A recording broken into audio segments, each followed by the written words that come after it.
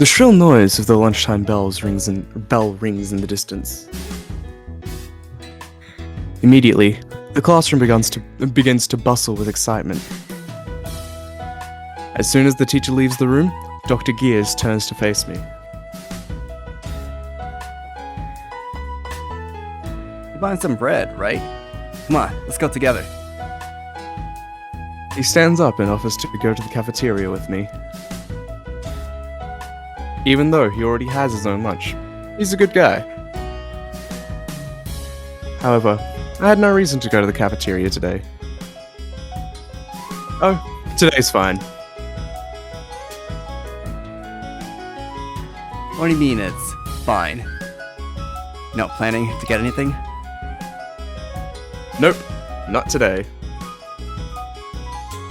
Don't tell me that you're going on a diet. You're not gonna grow if you starve yourself at this age, you know? No. Well, what I'm saying is that I don't need to buy anything. With that said, I quietly take out a lunchbox and place it on top of my desk. What? Dr. Gears stares at the lunchbox in astonishment. I remove the lid to reveal its contents. The food inside looks scrumptious. It's giving off a pleasant scent. The presentation is excellent. I notice that the menu is different from what I'd eaten for breakfast. She could have just packed up the leftovers and saved herself the trouble of making something new. Does she think I'll be pleased about this? Well, to be honest, I am a little happy. What the heck is this?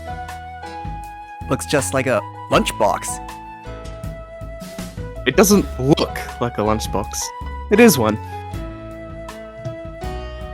What is going on? You couldn't have possibly made it yourself. Was it your mother? Wrong. If my new mother had actually paid that much attention to me, I could have probably grown up to be a normal human being. Yeah, I didn't think so. Then who? Could it be that you... He's pretty sharp.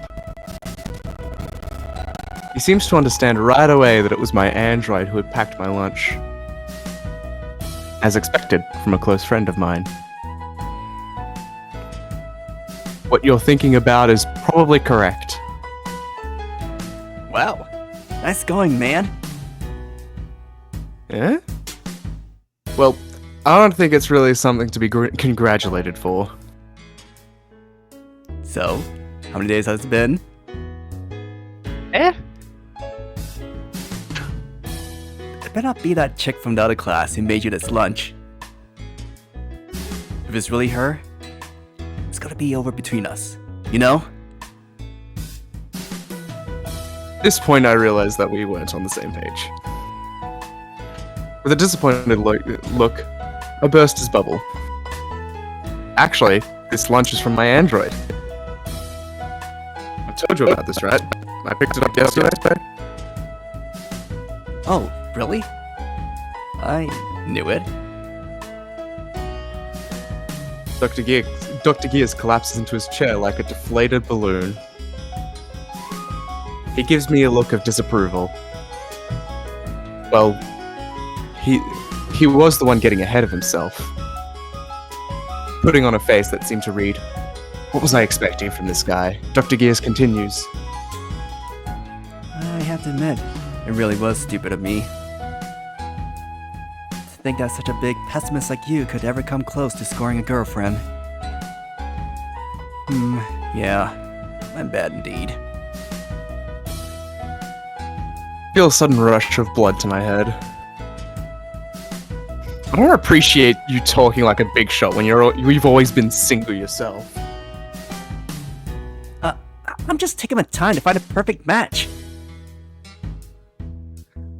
A sad excuse from the undesirable male. I decide to taunt him a little more. But think about it. Do you really think you'll ever find someone willing to accept your weird little hobbies? How about you try again after wiping off all that robot grease? You bastard! Talking smack just because I look a little nerdy. If you really think this is all about the looks, you'll regret it someday. I hope good-looking guys like you die alone. Yeah, I went a little too far there. But a girlfriend, huh? I never really thought about getting one. After a bit of thinking, I make a light retort. I don't care. It's not like I'll have any trouble living without one. Oh, you sure that's the case? You shouldn't lie to yourself. I'm serious. I'll eventually get married.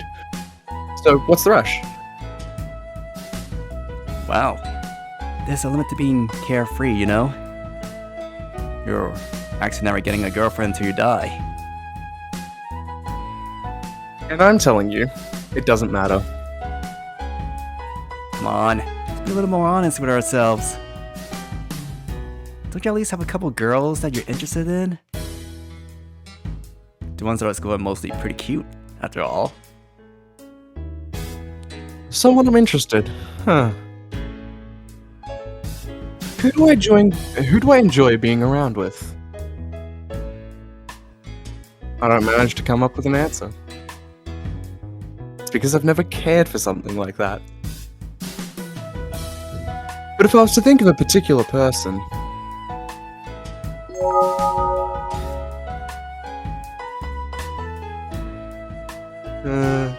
I don't have anyone like that. You sure?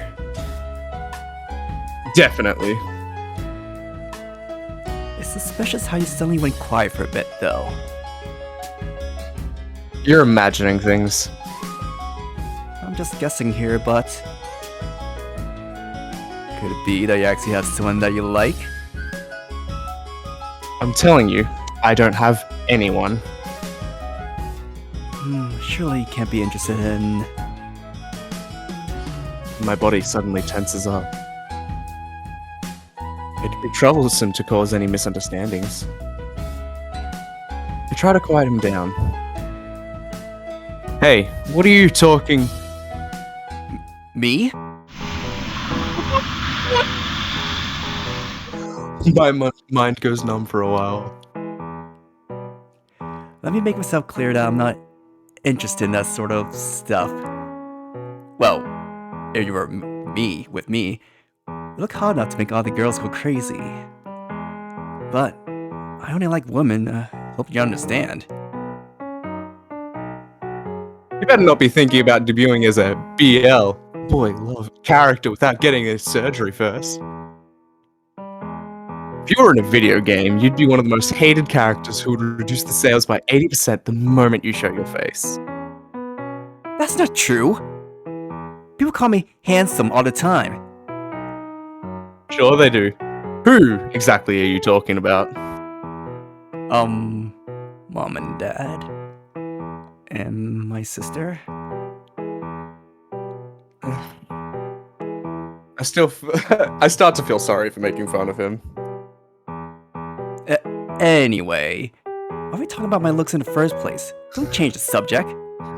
We were discussing how you're gonna spend the rest of your life alone. Oh, is that so? What I'm trying to say is that you should build up some experience in dating. I'm not the one to talk for others, but you're a decent looking guy. You never talk to girls. Why don't you get some practice in? Practice? Doesn't really interest me.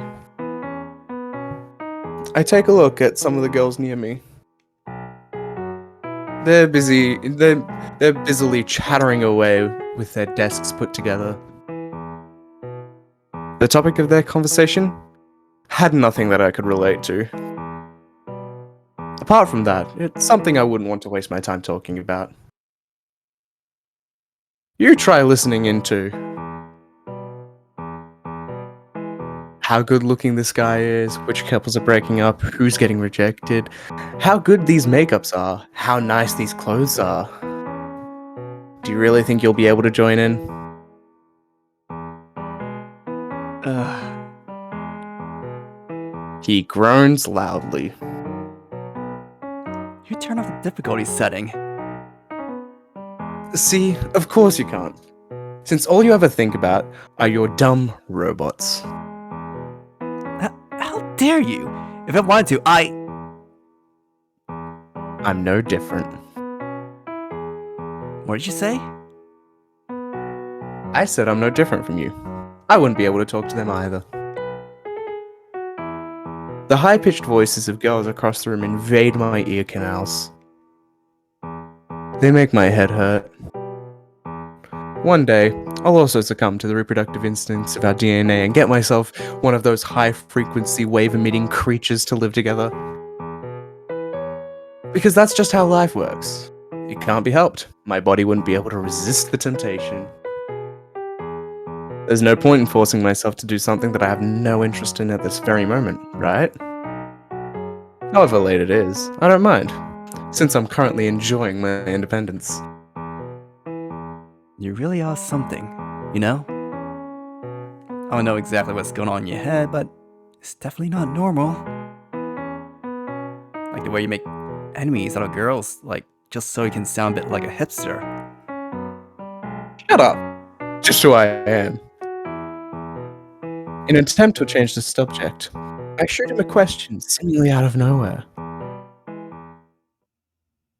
It's actually something I've been meaning to ask, though. That aside, I'll tell you something. Huh? What do you think about androids in general? Where did this come from all of a sudden? Just answer me. What do you think about androids? I just wanted to hear what a robot expert had to say. Androids, huh? They're convenient, aren't they? They make our lives easier. They just need electricity to run. Don't need to be paid a salary. They don't make any mistakes. They're friendly. The female models are pretty cute. I agree. Except for the last one. But that wasn't the kind of answer I was hoping to hear. I ask him a more specific question. Do you believe that androids have feelings? What?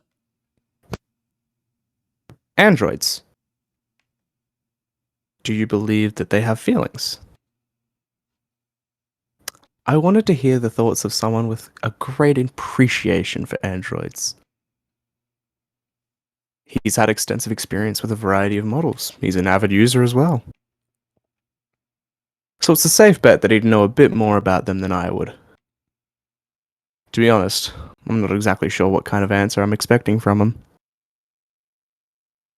I don't know if his thoughts will affect the way I feel, but I still want to hear what he has to say. After taking a while to think, he lays it on me with a straight face. Androids don't have any feelings. They don't? That's why I said they don't. Yeah. You're right. It was obvious what he was going to say. But I don't feel satisfied. How could this be? Maybe I was hoping for a different answer. What's the matter? Asking such a weird question and all. It's nothing. I just suddenly got curious. That's it. Dr. Gears is giving me a confused look.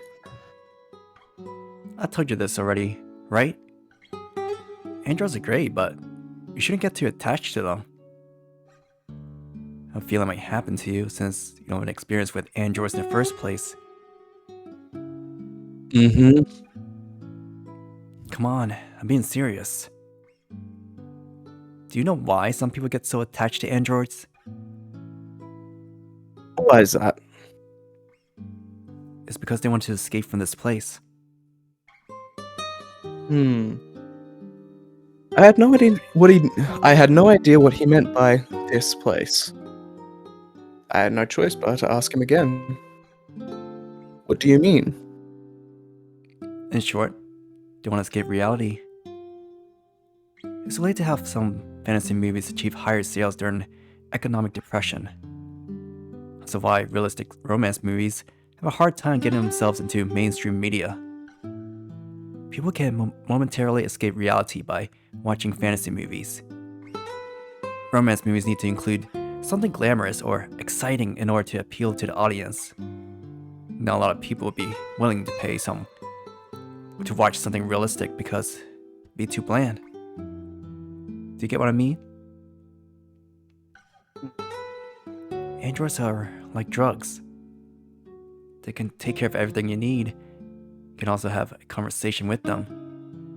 No matter how coldly you treat one, they will always respond with a smile. But this is where a number of people get delusional. Androids are caring. Androids are kind. This is what those people believe in.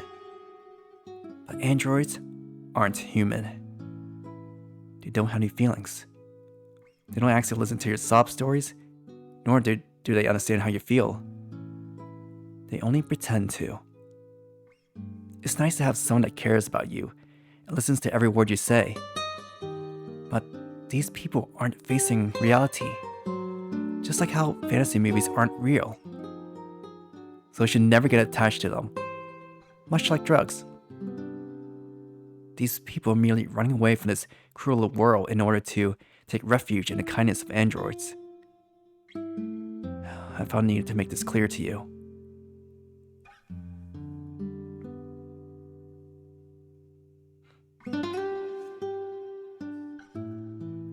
Androids don't have any feelings. His words continued to linger in my mind until the end of school.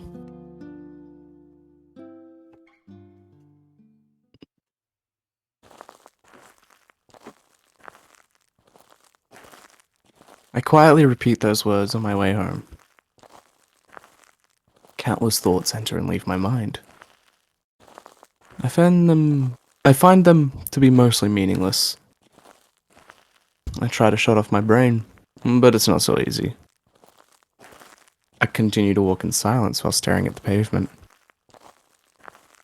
Just like I always do. That's why I failed to notice her presence. I hear a familiar voice. Welcome back. How was Master's day? It was Lucy's voice.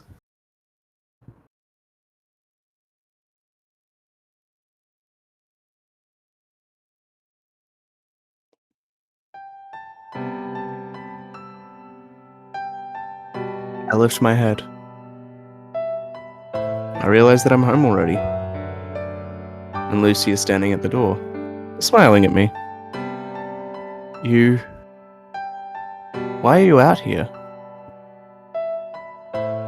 Greet Lucy's beloved Master. How was Master's day? Master? I must have zoned out for a moment. I quickly recollect myself.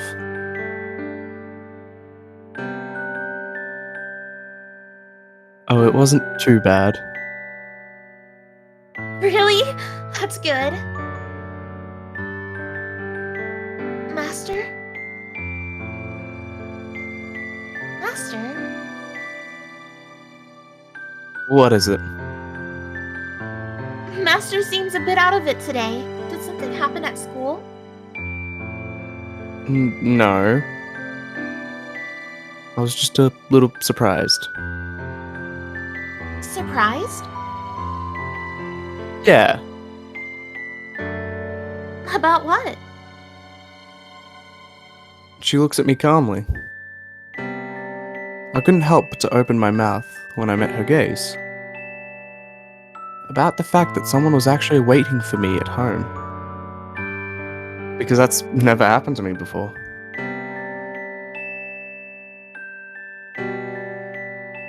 The house always used to be empty on my way home from school. That's why I was surprised. It's nothing special. Master, What is it? was Master always lonely? No, not really. Was Master always unhappy that no one was ever home to greet him? I'm telling you, I wasn't. The android standing before me remained silent for a while, without saying a single word. She continues to stare into my eyes. I feel uncomfortable. It feels like I've told her too much. Silence continues. She doesn't say anything. She doesn't delve any deeper.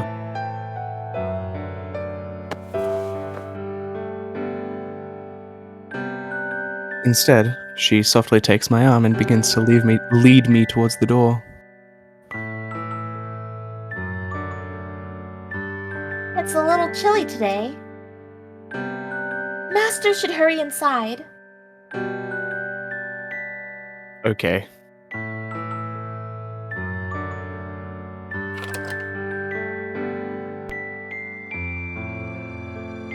Oh, and also, Hmm? before that, please give Lucy an order. An order? What kind of order?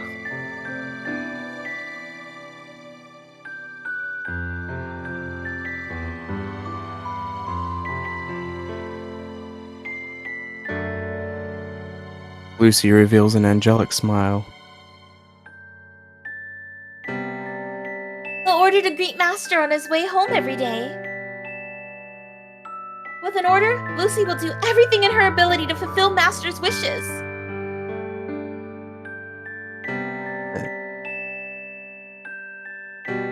Giving an order to a robot is the same as giving it a leash. And that was what Lucy was willing to do for me. She was willing to trade away a bit of her freedom in order to make me happy. I guess this is her own special way of being kind. Just go ahead and do as you please. It's not like I'll hate it. Understood, Master. But But? it's not an order. It's not an order? No. This is just a request. I'm not forcing you to do it. So if you don't want to, you don't need to. It doesn't matter.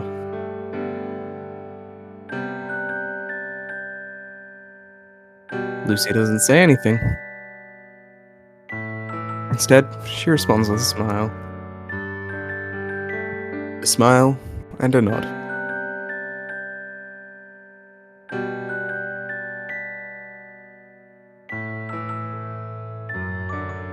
All the while being led inside by Lucy, my head continues to spin. Her kind eyes full of sympathy. The comforting warmth rising from her hands. Her cautious gestures full of consideration. They're all part of someone's programming. They're not genuine. But at this very moment, I tell myself that maybe it doesn't matter so much. Even though her thoughts and actions may not be real. At the very least, she was giving me the happiness I've been missing in my life. That's why I decided to skip over the small details for now.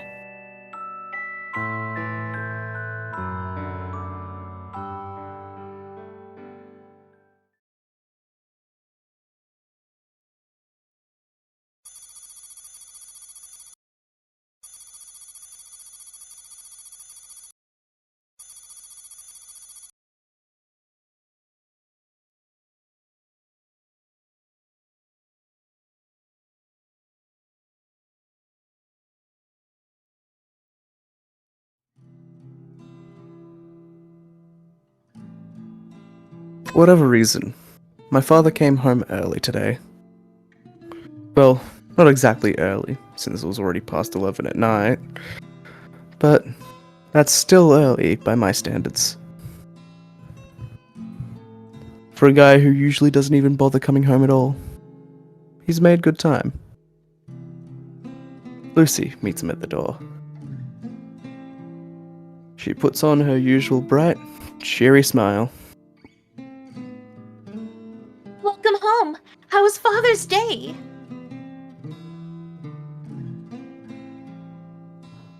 She doesn't seem to be affected by Father's ferocious stare at her. Oh, at all. I expect her to be able to keep up with his behavior just fine. Please let Lucy take Father's coat. At first, he seemed like he was going to flat out ignore her and walk away. But he abruptly stops in his tracks, as if he had changed his mind about something. I'm hungry. He murmurs with an unpleasant look on his face. It's his first early return in a long time, and that's what he decides to say? Lucy looks puzzled, but only for a brief moment. Understood. Father is hungry. Her face appears to brighten up a little. It seems that she was happy to receive my father's first request. She might be thinking that my father has finally accepted her. Oh well, one can dream, I guess. Lucy will have the food ready soon, so please wait. Lucy's about to hurry over to the kitchen. I stop her immediately. Lucy stares at me in confusion. Master? Her eyes seem to be asking why I'd stopped her. I'm having trouble putting it into words. But I managed to utter the following. I'm also... Yes?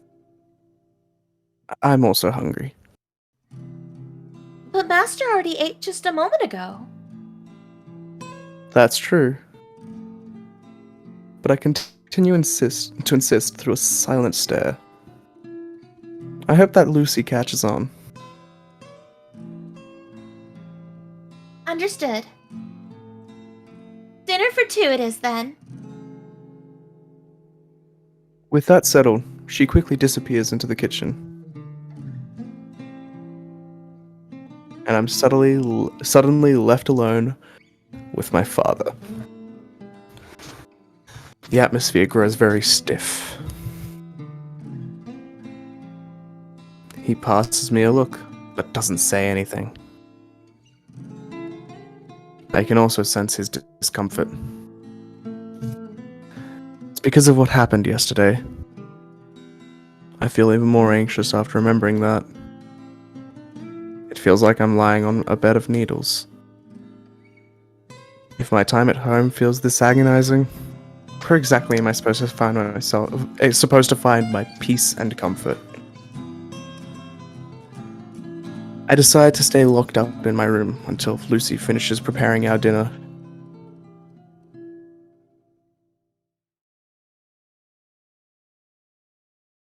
Later, Lucy summons me to the kitchen.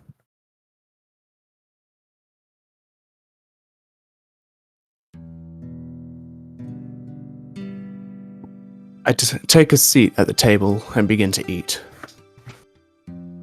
Beside my father, Lucy is waiting intently for his reaction. Just like when she first cooked for me, her eyes sparkle while awaiting the final verdict. Does the food taste alright?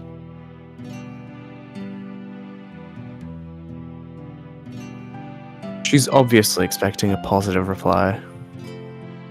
There's no way my father would compliment a robot. As I'd expected. Machines really are no good. No good? No matter how refined your recipes may be, you aren't fooling anyone. It tastes too bland. This won't do. He wipes his mouth with a tissue. I feel a little embarrassed, because that was similar to what I'd told her this morning.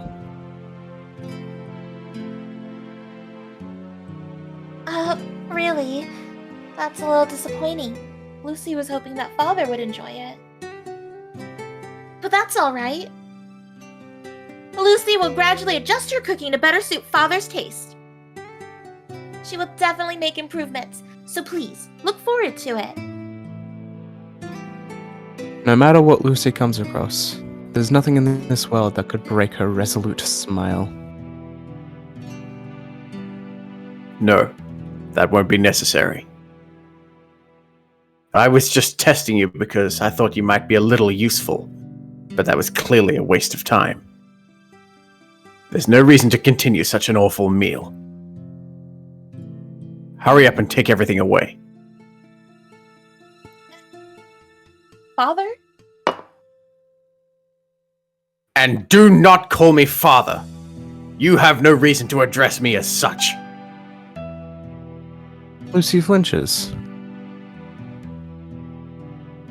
What a useless robot. I can't believe so many people are losing their jobs because of these things. Father? Even while stuttering, Lucy does not give up. There are many other things that Lucy can do better. Cleaning, doing the laundry. Please, leave everything to Lucy. There won't be a need for that. Father? Now what? Lucy really can do a lot of things. Although she has failed at cooking, Lucy is sure that she could be useful in other ways.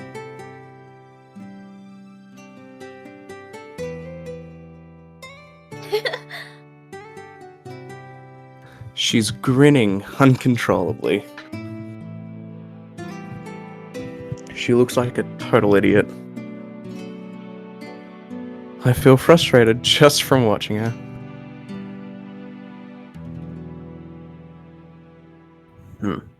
If you're that confident, I suppose I can give you another chance. I'll be watching your performance. Please leave it to Lucy. With that said, Lucy swiftly moves to clean the kitchen table.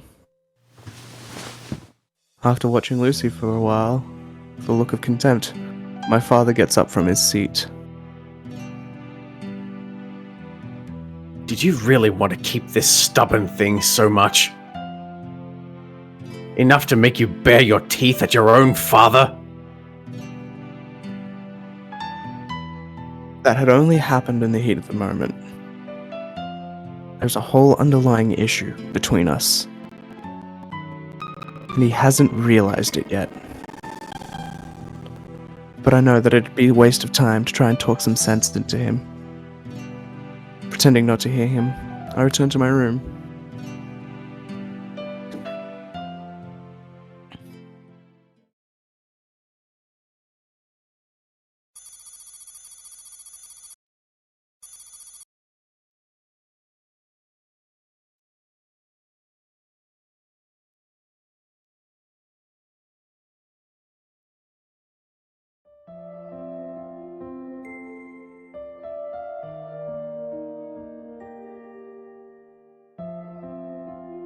Hello, Doctor. Good morning.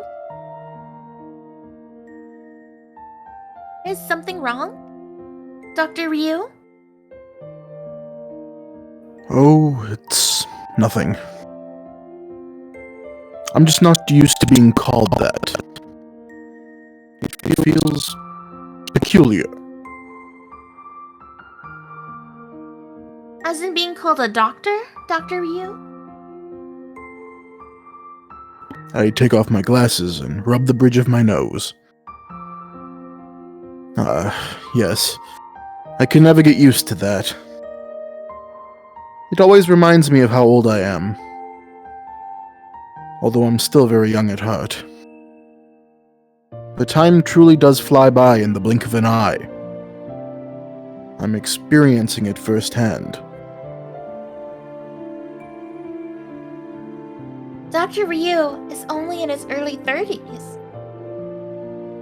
That's still quite young.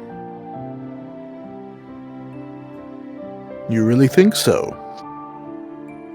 Of course.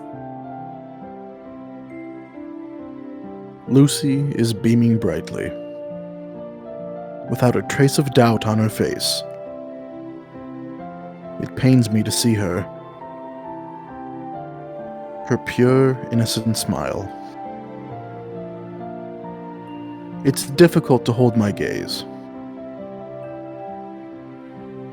I turn away from her instinctively. Thanks. Anyway, how are the other folks around here treating you? They're all very kind to Lucy. That's good. I've been worrying about that.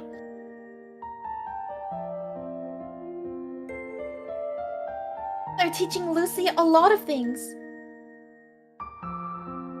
That's because you're very smart. They enjoy teaching you.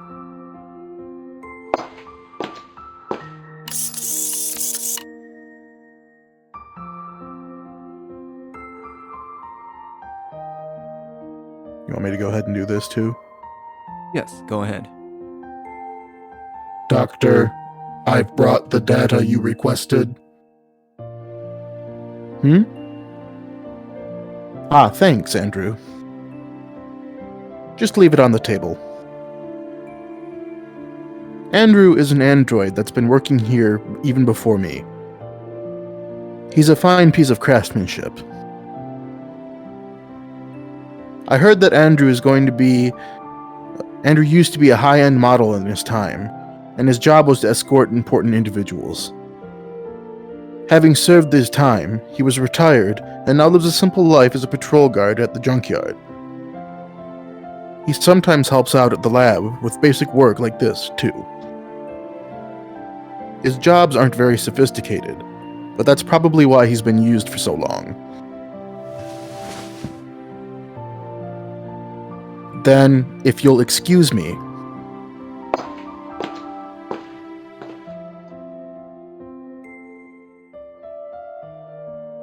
Lucy is also getting along well with Andrew. He is now Lucy's best friend. I put my glasses back on. It sounds like you're doing well. Yes, every day is full of excitement. Is that so? Watching Lucy thrive in her youth. It is my only remaining pleasure in life.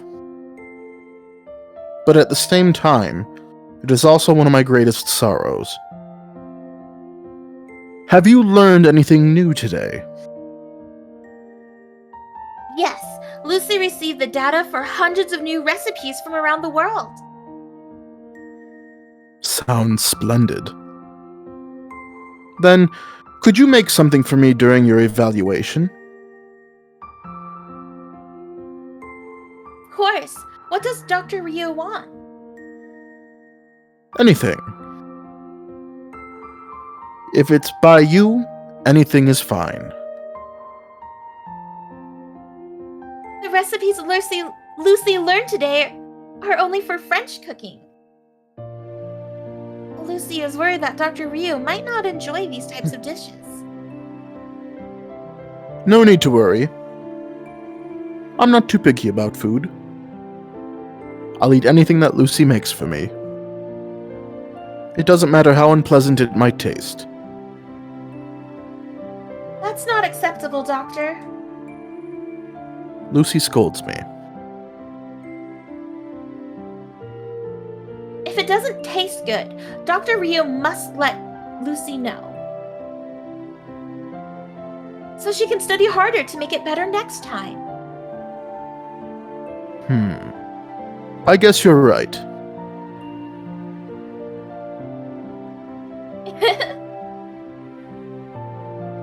Then I'll be waiting. I'm looking forward to it.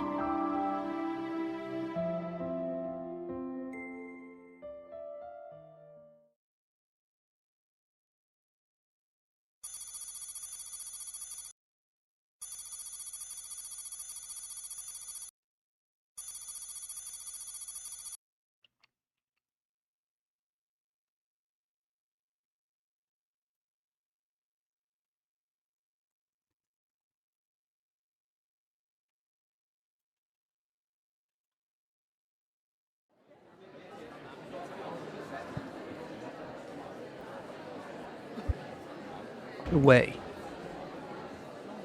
I snap out of my daydream. When I came to, class had already ended. Huh? What is it? Something about you seems off lately. What do you mean? Well, you see me staring out the window a lot more. Me? Yeah. You're probably just imagining things. Whoa now. Looks like you haven't even noticed yourself. Is there something you're worried about? No, nothing like that. You sure? Yeah. Well, if you say so. Alright, I'll believe you. He sounds as if he's doing me a favor. Although, I couldn't care less whether he believes me or not.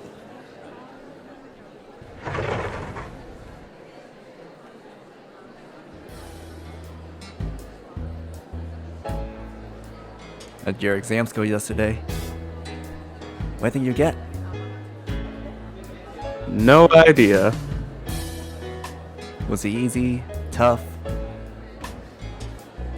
Well, I wasn't particularly stuck on anything. So I guess I did alright. Way to go, smart guy. Yeah, that means a great deal coming from you. Coming from a top scorer in the entire school, to be specific. He's just making fun of me. But it's not like I do bad in school. I can comfortably maintain above average grades. So, which courses are you planning to take? Have you thought about that yet? No, not yet. I'm fine with anything though. As long as it has nothing to do with robots or engineering. Hey, come on. There you go, talking nonsense again. I already know how massive the robotics industry is.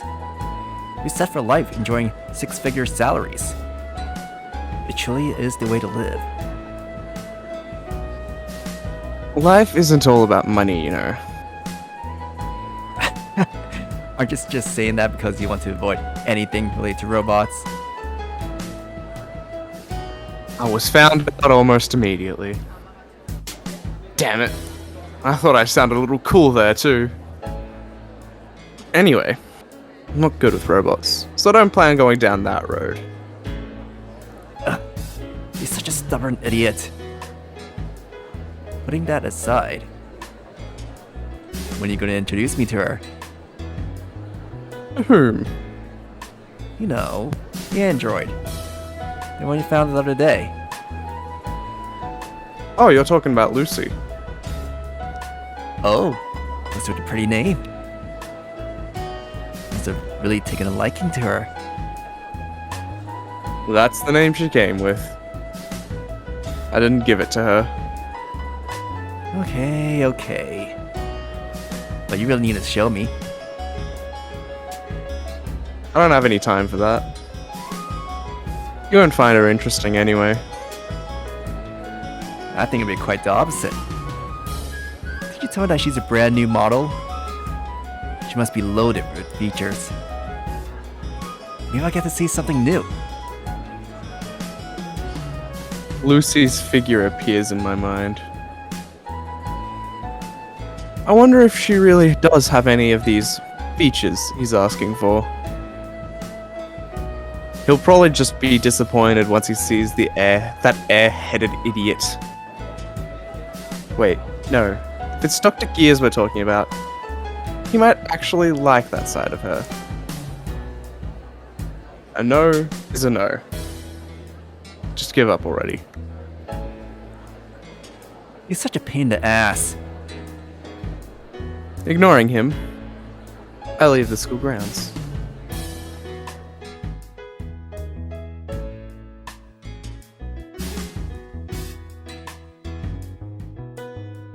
When I looked back, I noticed that Dr. Gears was trailing behind me. I decided to leave him be. It's not like he's actually going to follow me all the way home.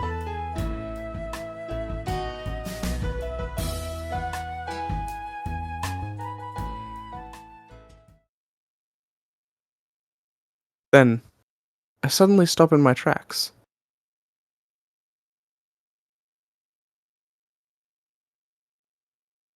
At first, I'd assumed my eyes were failing me. We're just outside of school. There's no way she'd be here. It has to be a different person. No, a different robot with similar appearance.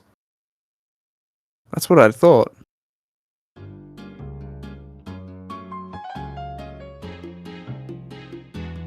Master. But as soon as she opened her mouth, all my suspicions were confirmed. She starts running towards me. Without sparing as much as a single glance, I pretend not to notice her and continue walking.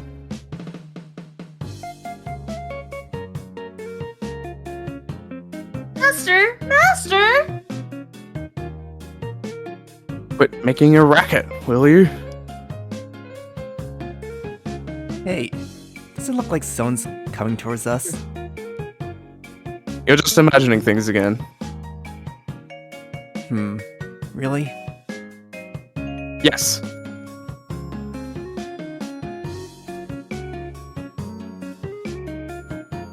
Master? Master? I'm almost positive that she's calling out to us. Do you know her by any chance? No. It's probably someone else.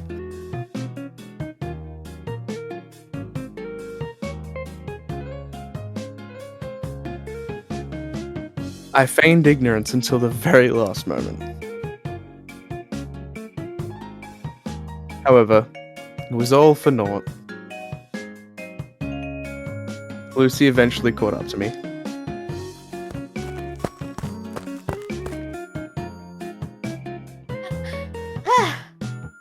Master!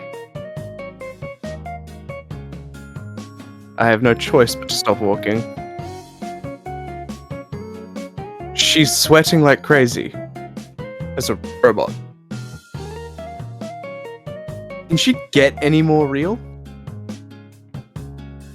Lucy didn't know Master could walk so fast. Hey, how can you be so dense? If I ignore you on purpose, you're supposed to play along.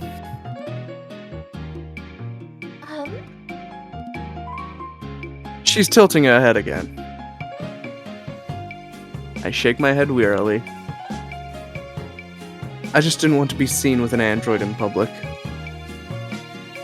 She's obviously incapable of understanding something so subtle. Why are you here, anyway? That's because Lucy wanted to greet Master on his way home.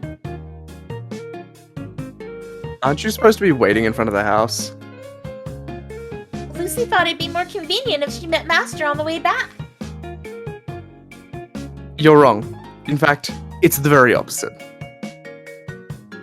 You don't need to come out this far. Just wait at home next time. But No buts. Shush. You just don't ever show up here again. oh, well, if Master insists. She looks pretty disappointed. Meanwhile, Dr. Gears is drooling in excitement. Hey, who's this? Is this the android?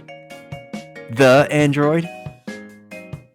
He seems to have noticed the code on her midriff and the object attached to her ear. Yeah. I finally give up and decide to introduce my android. This is Lucy Valentine, also known as PIM-001. I don't know much else other than she's a new model. And since she's not store-bought, I don't have the manuals. Dr. Gears approaches Lucy at once and starts poking around everywhere. Wow!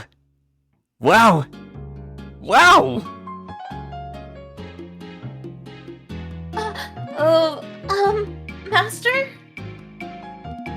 What is it? Would this person be Master's acquaintance? Yes, unfortunately.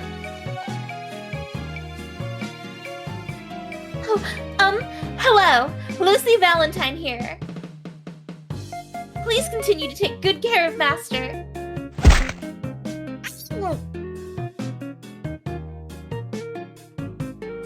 Who do you think you are? To be saying something like that? Master, violence is bad. Her face puffs up in anger. Meanwhile, Dr. Gears is still exclaiming in amazement. Wow! All these different facial expressions! Is she really an android? Looks just like a real person. Well, yeah. I was also surprised at first. I can't believe how far technology has advanced. The name's Bakdu-san. It's the happiest day of my life since that one time I won 5th place in a lottery. That sounds pretty insignificant. What's with the Baek Du-san anyway? Hey, at least remember your friend's name. Consider how long we've known each other. Huh? I thought your name was Dr. Gears. Alright, enough with the jokes. Well, your wish finally came true. What do you think? Isn't it obvious? She's the best! Hey, robot lady. Did you say your name's Lucy? Yes, that is correct. Oh man, what a beautiful model. What kind of android are you? Domestic type? That's a difficult question. With countless built-in features and capabilities, Lucy was designed to fulfill a variety of tasks. Do you know how to eat? Lucy can only pretend to eat food. She cannot digest it. Then, do you know how to cry? Lucy can simulate the effects of crying. Although her tears are different than normal human tears. Oh, then can you do something like a rocket punch? Okay, I don't know where that came from. He's been watching too much television, sure. I'm playing too much Marvel vs. Capcom. Of course Lucy can. Say what? What kind of purpose does that serve? It enables Lucy to protect her master from harm. Alright. I guess I'm all set for an alien invasion.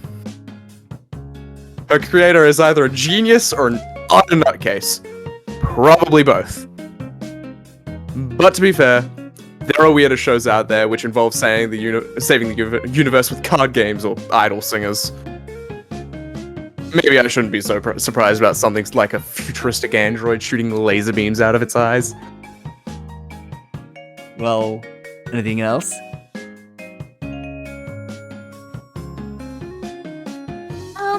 Lucy isn't sure if she could call this a feature, but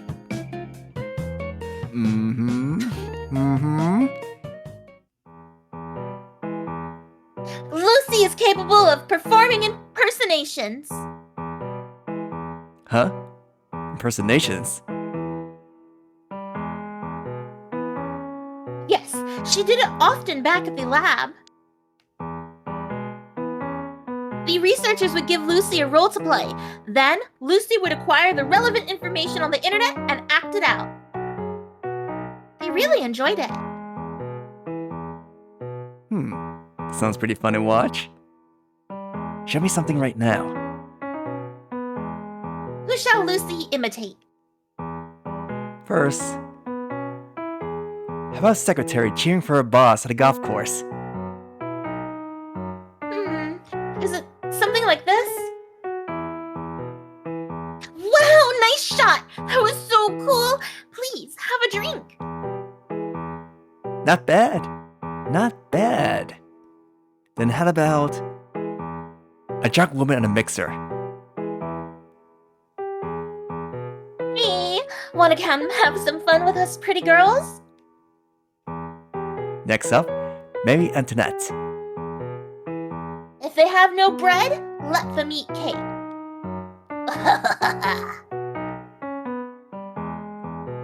Now, how about the kid detective with an adult's intelligence? One truth prevails.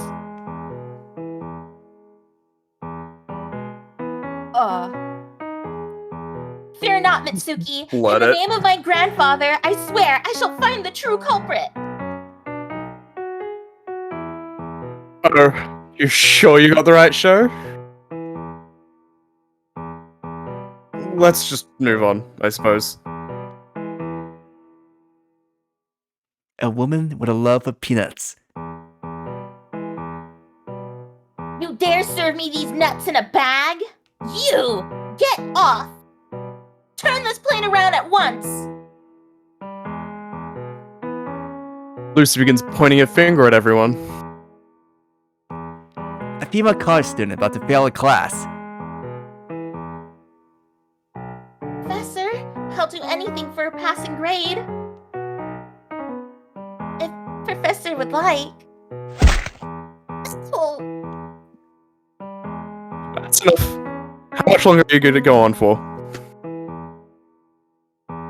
Does she have no sense of shame?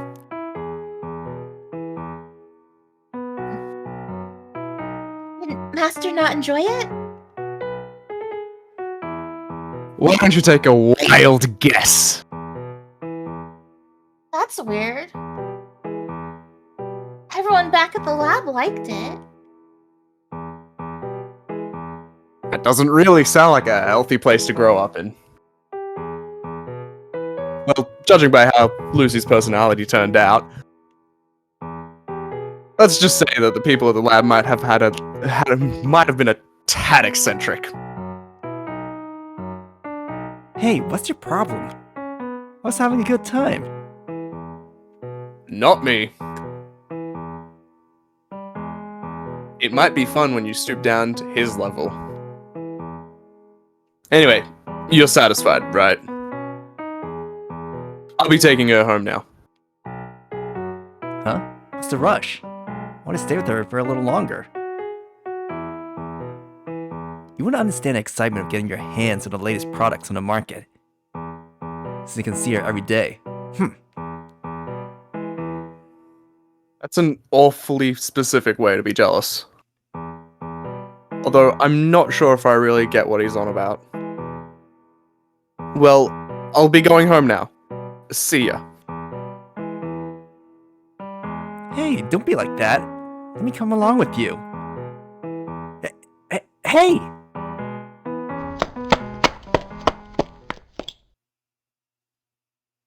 I just ignore him and break into a mad sprint.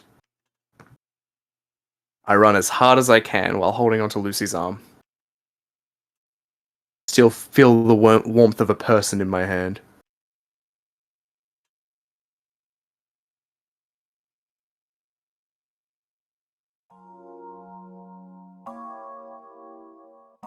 I don't know how long I've been running for. I no longer see anyone following behind me. I let go of Lucy's arm and catch my breath.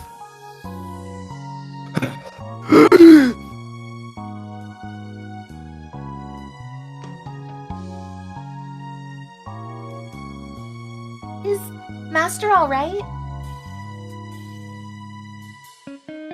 Lucy herself doesn't appear to be too worn out.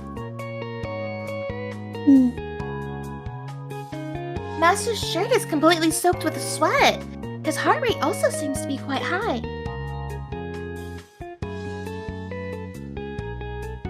She hands out a handkerchief and carefully wipes down my forehead. She's always so well prepared. The handkerchief is giving off Lucy's scent. That is, the fragrance of her perfume. I try to divert my attention away from it.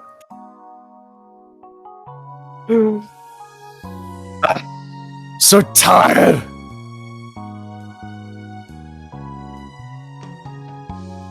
That's because Master was running too hard. She sounds worried.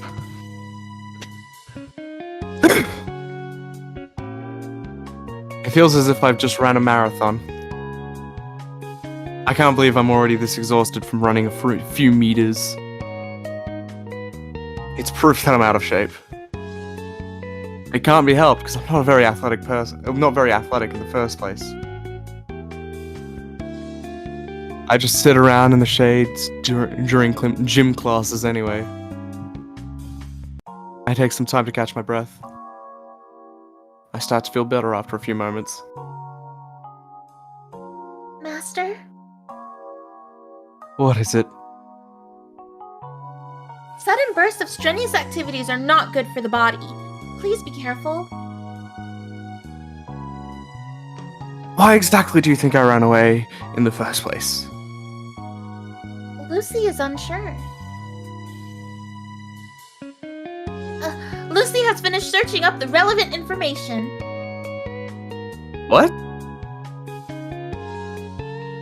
It's good for the liver, yes? It was because of you. I wonder where she's finding this sort of information. If she has a favorite feature... If she has a favorites feature, I would like to update it for her. Say, Yes? did you know you could probably pass off as an actual person if you just remove the coat on your stomach? And the strange thing on your ear? Really? Yeah. So long as you stop being so weird. Master? Lucy has never acted weird.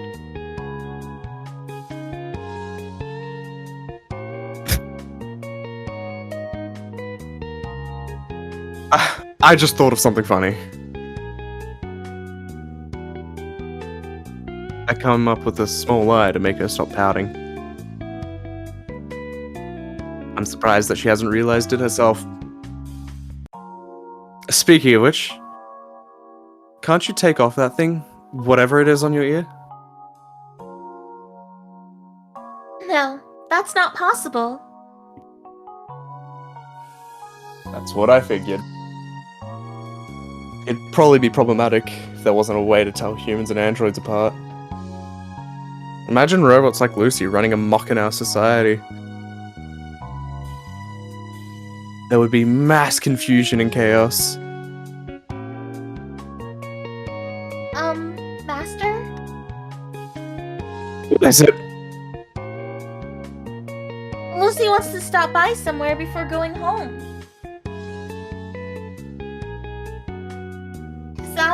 right?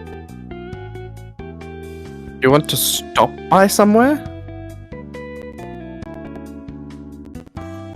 Yes. Lucy accidentally forgot to collect her part-time pay. Part-time pay? What do you mean? You work somewhere? Yes. Lucy started working at a shop a few days ago. A shop? You can't be talking about that place with the weird guy? Weird? Yes. It's that one. Why weird? She knew exactly who I was referring to. Let's have a moment of silence for the repairman. While Master's at school, Lucy decided to help out at the shop. Why would you bother working in the first place? Isn't there an old saying? He who does not work, neither shall he eat. Lucy just wants to be less of a burden to Master. I want to ask you something. What my father said about paying the bills, that's still on your mind, isn't it? It's not true. What are you, politician? Lucy denies that ever happened. I won't get angry, so be honest. Well, maybe a little. Are you an idiot? Master, violence is prohibited by law. That doesn't apply to you. And Master promised not to get angry. I'm trying to knock some sense into you. It's the same logic as hitting an old television to make it work. Lucy is a state-of-the-art model of android. It's unfair to be compared to an old television. That's because you keep telling me all these stupid things. My father was just saying that on a whim. How would you ever care about something like that? By on a whim, does Master mean? He was just making excuses to yell at us. Don't you ever know about Leon Festinger's theory of cognitive dissonance? Leon Festi? Lucy is not sure. Ah! Now Lucy knows. I can never get used to how fast she can search something on the go.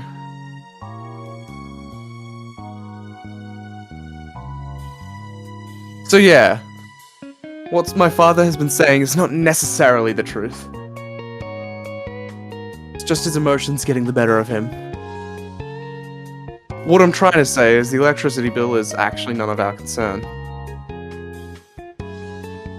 Really? Yeah. Then that's a relief.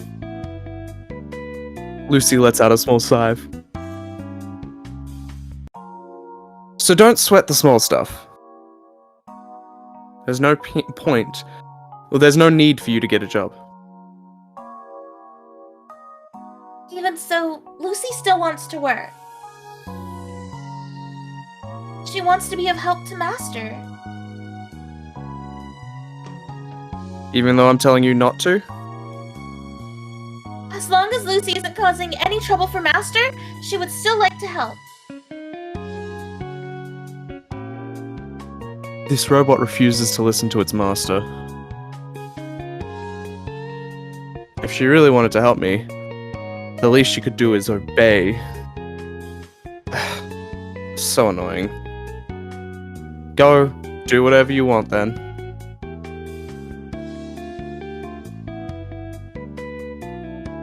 I spit out the words as I move along.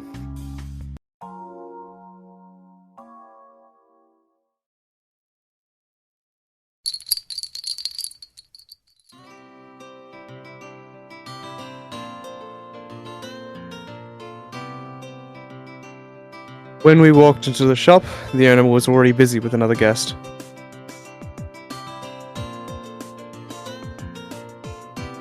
Welcome. Oh, it's you again. I can see that you treat your customers well as usual. Why don't you pay up if you want some sort of special treatment?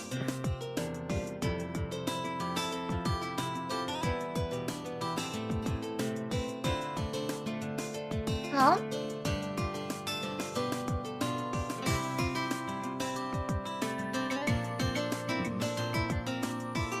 Actually, James, you do that voice too. I should get going now. But you just got here. Let's have a drink after I'm done. I have some business to take care of, so maybe next time. I guess it can't be helped. Alright, see you later then. The man never once took his eyes off Lucy until he left.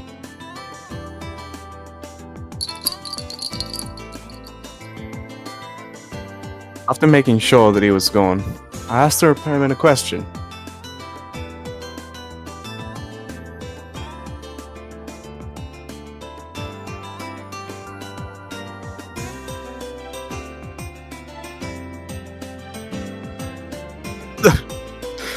Who was that? A friend of mine who runs a robot shop in another town. He's planning to expand his business here, so he was asking if I'd be willing to work for him. That's good. Congratulations on becoming a professional engineer. What's next? Building a dispenser? Haha, very funny, kid. Who said I accepted? I'm not giving up this quiet, relaxing life just yet. You can have this. He tosses me a sheet of paper that reads: RobotShotZerial.net, new location, grand opening. In a futuristic, mechanical font. What's this? A flyer? From that guy you just saw. When I look at you, I can sort of see a future, you know? You look like you'll probably end up unemployed or homeless when you grow up. That's why I'm looking out for you, kid. Keep that flyer and tell the guy I sent you. Tell that guy I sent you if you ever need a job. Aren't you grateful?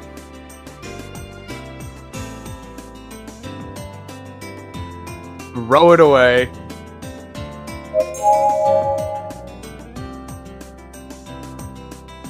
Thank you, but I'll be throwing it away now. Rude. Can't get no respect. You're gonna miss out on an amazing opportunity, you know. Man creates his own future. That means by myself. Fine by me. Just don't come by crying when you regret it.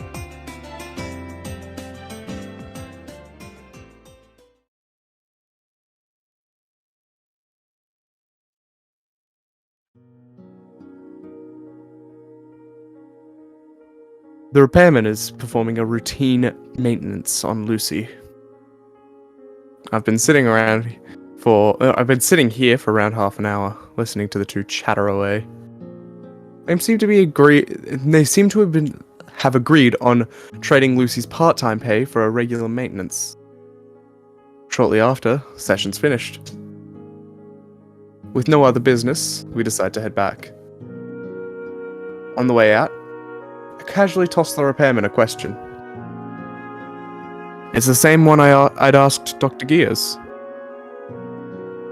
Do you believe that robots have feelings? Huh? He gives me a blank stare. It forms into a serious look. Why do you ask? No reason. It just came to me. He continues to stare at me for a while. Like he's trying to read my mind. He looks as if he understands what I'm thinking. Well, since you've been spending so much time with Lucy, I suppose I understand why you'd be perplexed.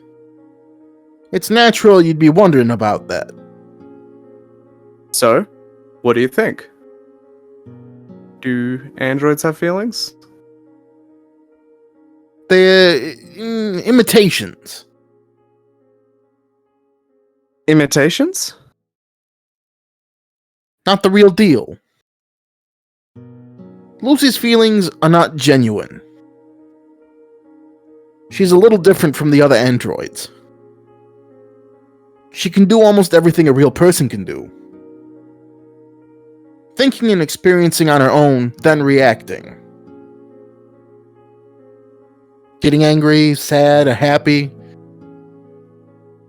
But in the end, they're nothing but imitations. It'd be accurate to say that they're in their own true feelings. But at the same time, she's extremely close to the real thing. She's a fake piece of diamond that even professionals can't tell apart. A near-perfect replica. But real diamonds have an astronomically high value. On the other hand, a fake one will never surpass the value of a genuine, no matter how close to the real thing it may be. What do you think about Lucy? What do you mean? While watching what she's been doing, I want to know what you've been thinking. Compared to a real person, how does it feel to be with a fake? How does the Lucy you know compare to a real woman? I don't know what a real woman is. I'm asking him because I don't know. Not that I'm familiar with how proper women acts anyway. Well, whether you want to concern yourself with it or not, that's your choice. It's not something I can decide for you.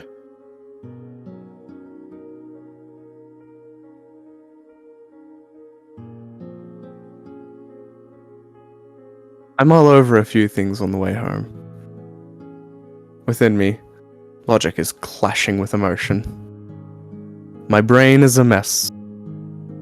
She's not human, but an android. It's what I need to focus on. The mystery behind an android's feelings? The difference between a man and an android? Let's say that a certain god created humans. It doesn't matter which one. The Allah, the Lord, the Buddha, any of the countless Hindu or Japanese deities, doesn't matter. I'd also like to make it clear that I'm not here to debate between creationism and evolution. Whoever created humans and other creatures, whoever created the earth and the universe, whatever our origin, let us refer to it as God. God created man. Then man created robots. Man was made from the DNA that God created. And robots was made from the algorithm program that man created. Now let's try asking ourselves, what if the robot algorithms match how human brains work? What if robots are capable of acting or feeling the same way as we do? Then could you really still designate them as fake? As you watch them act like real people, would you be able to convince yourself that they're not human? And if they're fakes, who's to say we ourselves are genuine? What is real? What is not? What are the standards? Someone once said that people can see only what they want to see, and people build a world with only what they can see. It may have been Schopenhauer. Anyway, since we know nothing about the far reaches of the universe, we cannot conclude that we, humans, are real. This is getting me nowhere. I'm just running around in circles. It's making my head spin. Barring religious beliefs, it's also scary to think about what might be waiting for us out there. I grip my head I grip my head tightly in frustration. No matter how hard I try, a clear conclusion eludes me. But one thing's for certain. Something deeply rooted inside me. Something inside me is about to change.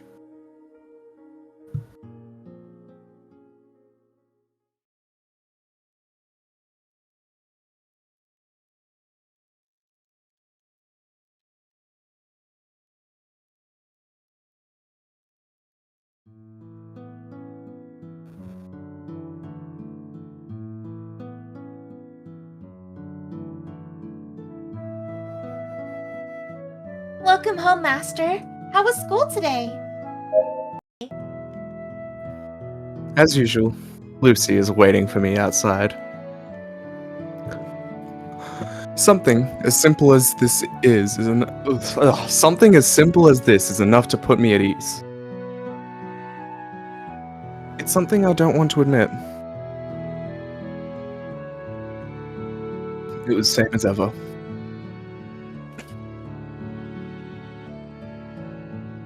Boring classes.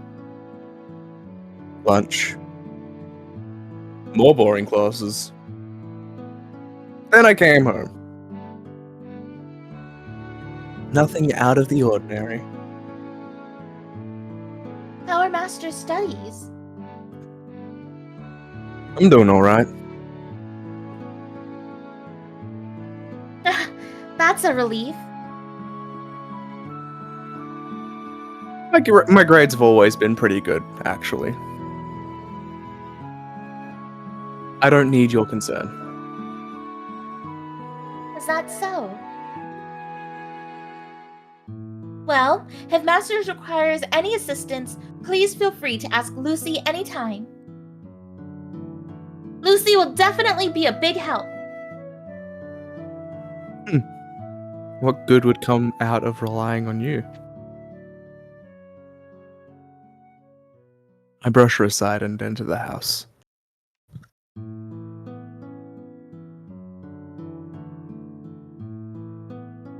My body has been feeling heavier lately. I don't feel too good. Maybe it's because I'm starting to get cold. I decide to take a shower first.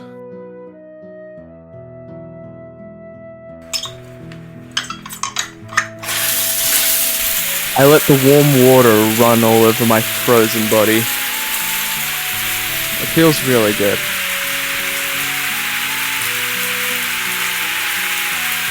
Whew.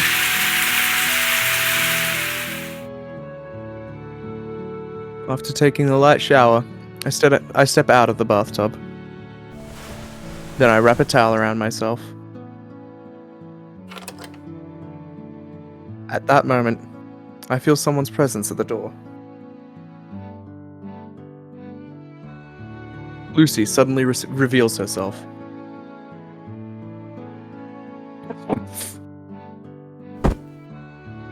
I fall backwards in surprise. I grip my towel tightly to make sure it doesn't come off.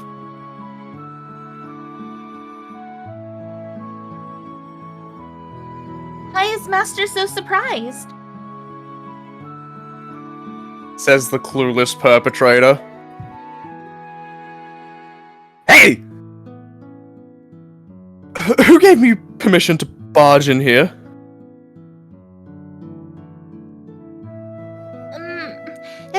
particular reason why Lucy isn't allowed to enter the bathroom? I was taking a shower! Lucy came inside only after hearing that the water had stopped running. Is there a problem? All I'm wearing is a towel. What kind of person? I stop as I finally come to a realization. She's a robot. And I'm a human being. It's natural that there wouldn't be any problems. It would be what people might consider normal. But I can no longer make that kind of distinction. I've become unable to make such simple judgments.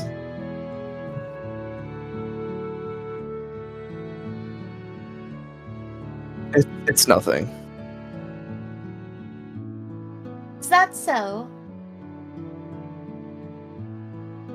Lucy thinks that Master doesn't look too well today. Is Master alright? Yeah, I'm fine. Is Master sure? Yeah. So you can get out now. It was at that moment.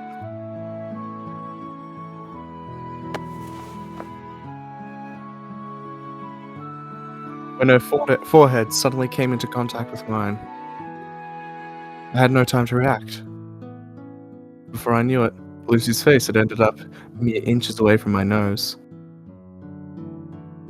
It's just as Lucy thought. What? I frantically back away in order to create some space between us. What do you think you're doing? It appears that Master's temperature is a little higher than normal. That startled me. I could feel my heart beating a little faster. Don't put your forehead against me so suddenly like that. You surprised me.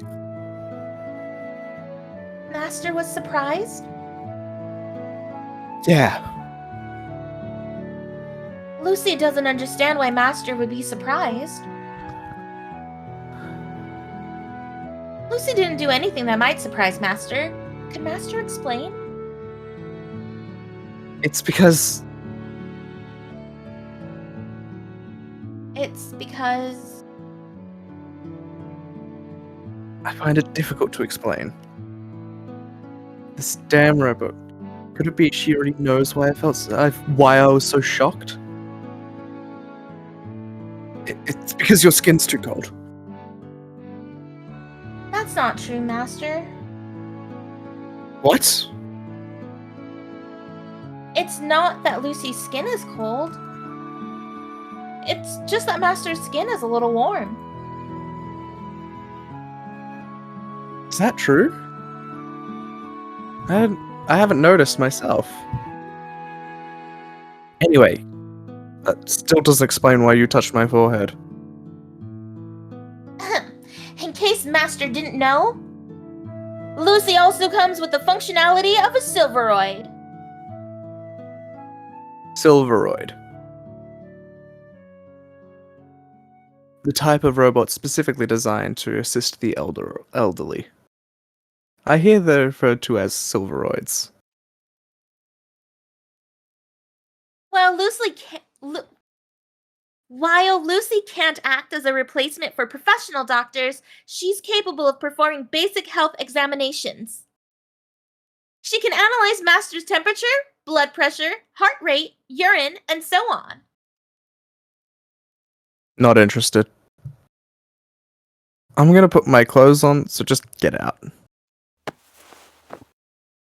Please don't push Lucy! She needs to check Master's condition! I ignore her and continue to push her outside. Then I shut the door. I hurriedly gather my clothes and put them on.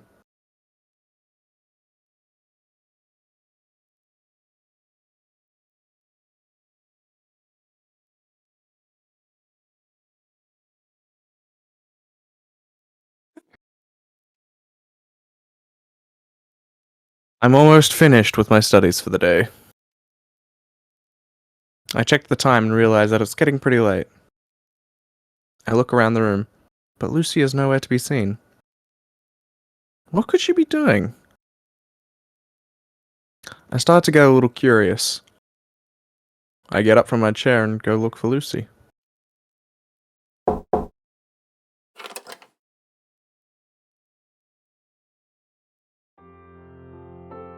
Speak of the devil, and at that very moment, Lucy enters my room. What were you doing? Lucy was doing some chores. What could have possibly taken her so long? My curiosity is at its peak. But I hold back from questioning her further. Instead, I ask something else. By the way, Yes? Does Master need help with his homework? how was it like when you were at the lab? The lab? How it was like. Did you get along with anyone there?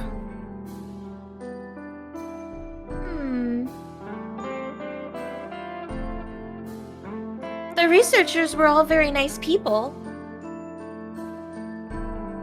They were all very kind to Lucy. I don't trust Lucy when she calls people nice. I wonder if she's ever insulted anyone in her life. But if Lucy was to pick someone in particular, there was a doctor Lucy was very fond of. A doctor? He was the person that created Lucy. He was calm, mature, and had an impressive mustache.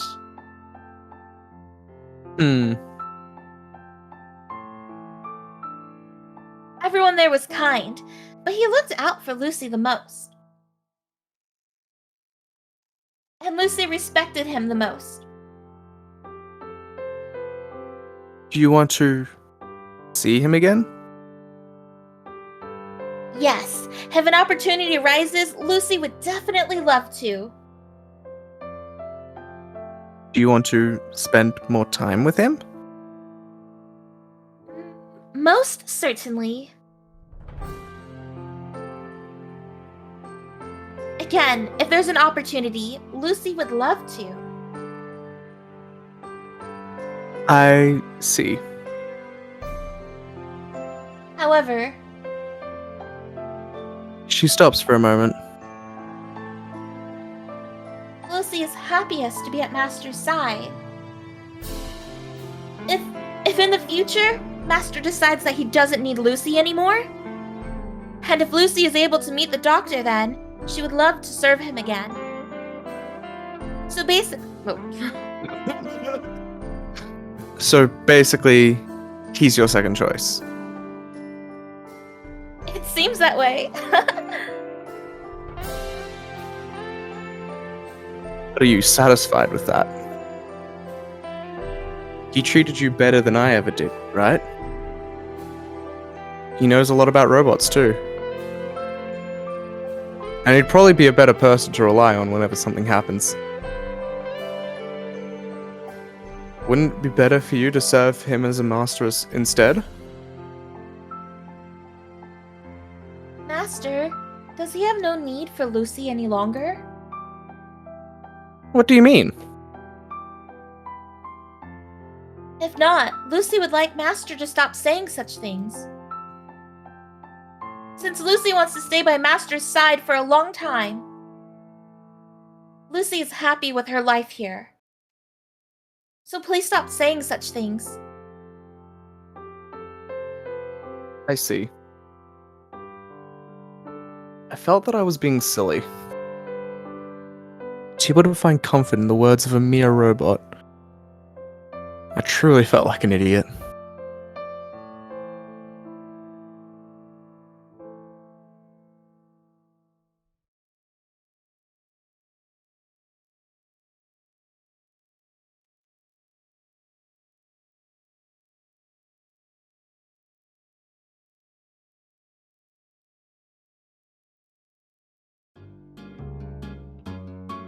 school ended a bit earlier than usual today. I heard they were celebrating something, but I've already forgotten what it was about. It's probably nothing important. I hurry home.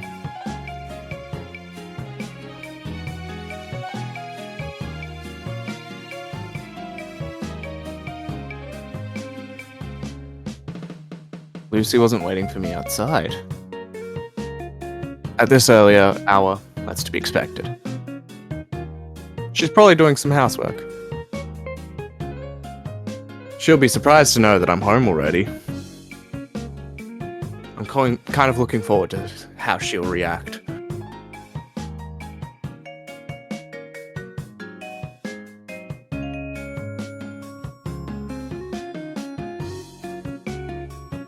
Lucy wasn't in the living room either. I thought maybe she'd gone to help out at the shop, but that doesn't seem like the case. I hear a faint sound of someone humming.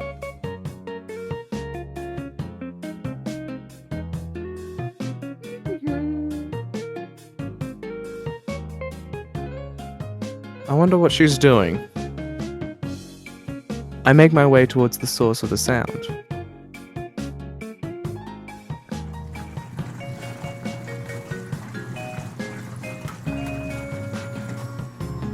I find Lucy there.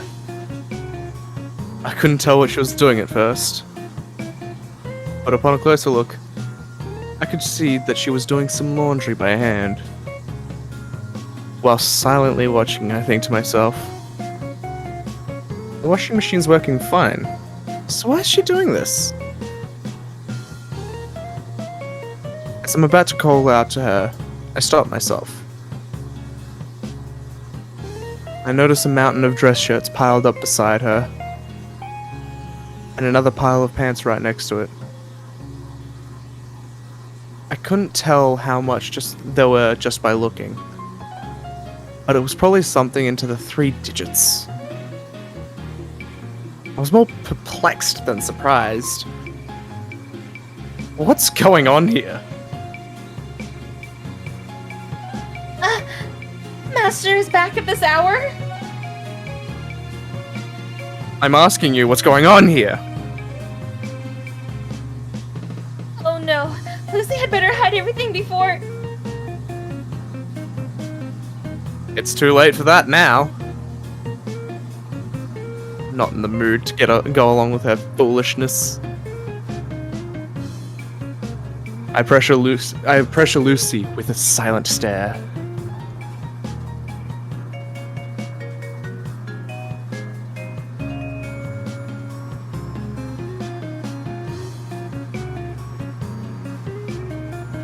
What exactly is all this? Master can see it's a pile of laundry. Whose?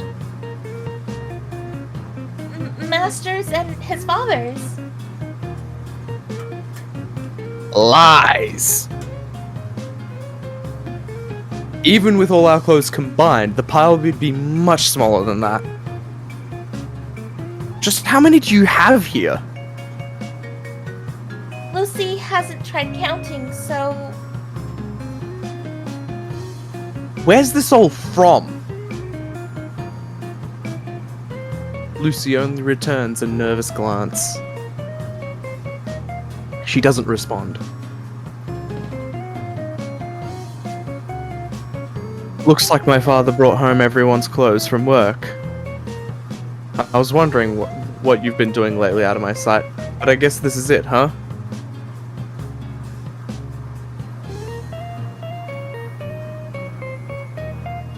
When are you supposed to be done with this by?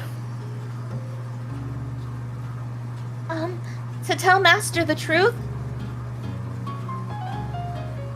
You don't possibly mean today, right?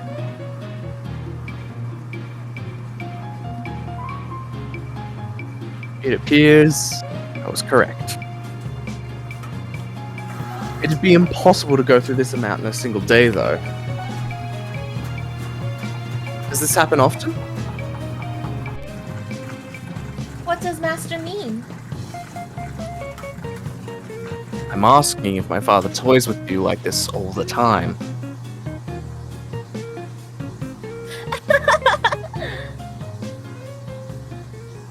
Quit laughing, you moron! There's nothing funny about this!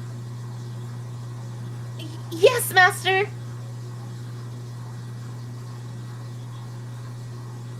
I wonder why my father would do something like this. It's probably because he wanted a reason to talk down to Lucy. Or maybe he's confusing this place with a dry cleaning facility. Even so, the way he's going on about this puts me at a loss for words. It's so childish. It's so childish that it makes me laugh. Is he trying to make a modern Cinderella film? Just don't. Sorry? You don't have to do this. Why would you be doing laundry for complete strangers? Just leave it. Lucy can't do that. Why not? Because Father has entrusted Lucy with this task. Lucy needs to do a good job because she does not want to disappoint Father. Are you an idiot? Just look at how much there is. He's obviously asking for the impossible. Even so, Lucy will see this to the end. If Lucy continues working hard, she believes that Father will eventually come to acknowledge what Lucy can do.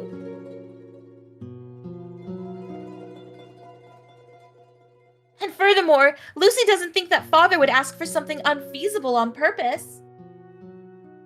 Maybe he just believes in Lucy's abilities.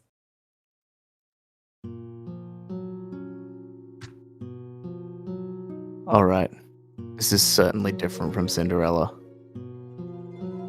Here is a girl who is completely oblivious to a person's ill intent. Lucy doesn't feel that she's unfortunate. She doesn't feel that my father's demands are unfair. Ridiculousness. Absurdity.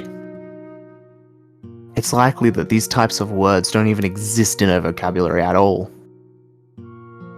Since all I can do is point out her flaws from afar, it's frustrating for me. It's like watching her for an autistic child. It causes pain for the person looking after her, while the child herself doesn't have a care in the world. A Cinderella that does not wish to be saved. The mice that turn into the horses, lizards that turn into footmen, the pumpkin that turns into a carriage, and the prince waiting for Cinderella. She doesn't need all of those in the first place. However, I'll help her out.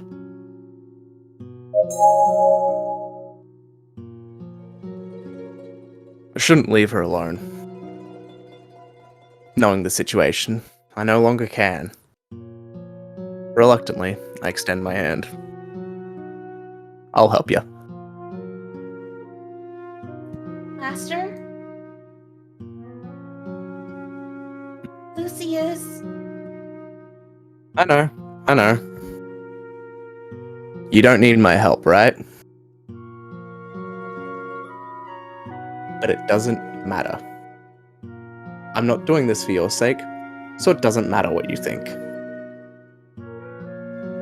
Yeah. This is actually for my sake. For Master's sake? Yeah, that's right. Master is helping Lucy for his own sake. Yeah, Lucy doesn't understand. it doesn't matter if you don't understand. Just take it as you will.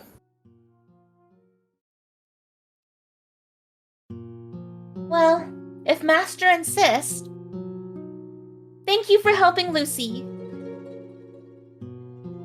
Looks like she finally caved in. But even with that said, I wonder if there's really anything I can do to help out. The only washing machine we have is already going at full throttle. There's only so much this tiny thing can manage. There won't be enough time. Looks like I'll have to join Lucy in doing the laundry by hand. It'll be more efficient to cram the clothes into a single large bucket and wash them all at the same time. But it might leave behind something that my father can nitpick about. There's no choice. I roll up my sleeves and get to work alongside Lucy. What am I doing in this day and age? It's like choosing to make a fire with sticks and stones when you already have a working stove.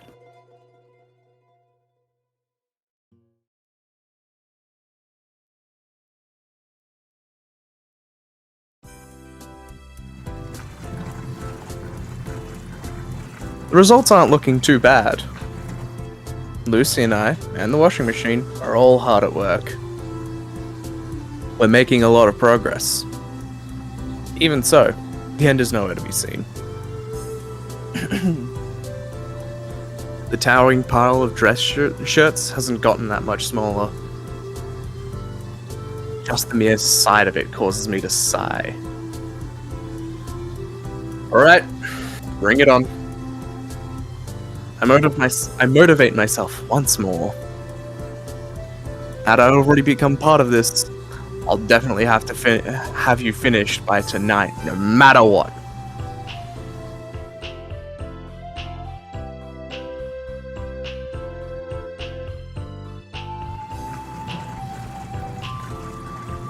At that moment, Lucy returns from hanging out the washed clothes to dry.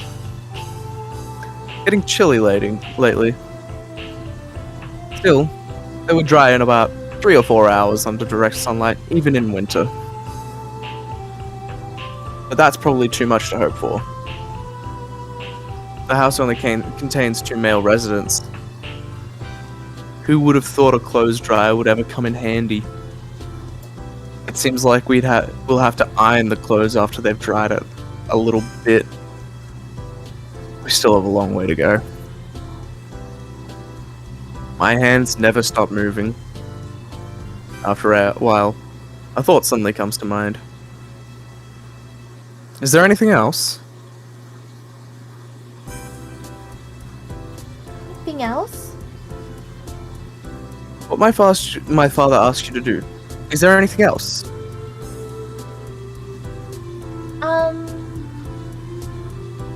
He told Lucy to go clean the storage room in her spare time. Storage.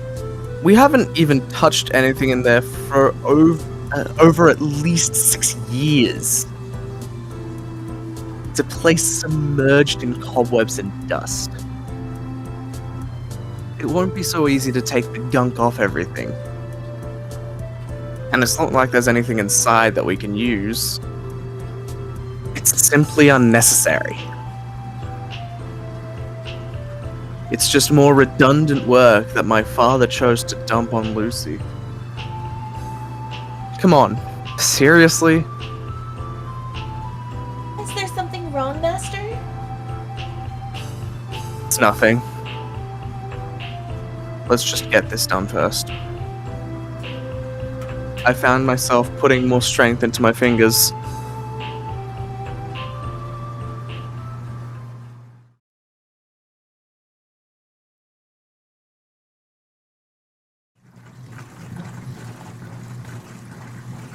Quite a long time has passed. It's already dark outside. As if we had done an equivalent exchange with time, the mountain of dress shirts has nearly disappeared. I never expected to be able to finish it when we started it. But the end was finally drawing near. It looks like we'll somehow manage to get it done by today. I hear some bustling coming from the front door. It appears that my father has returned. Lucy sets down her iron and hops over to the front door to greet him.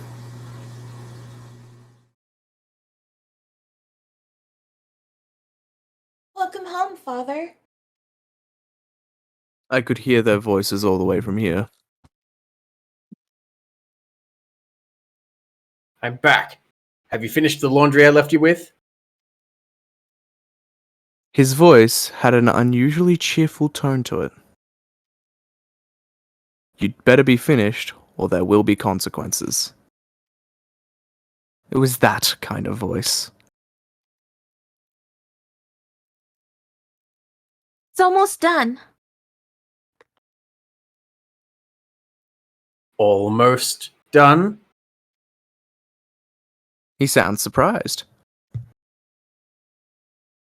He probably wasn't expecting that kind of answer. Now I know for certain that he really did ask Lucy for something he thought would be impossible. And he was planning to scold her when she failed to finish it.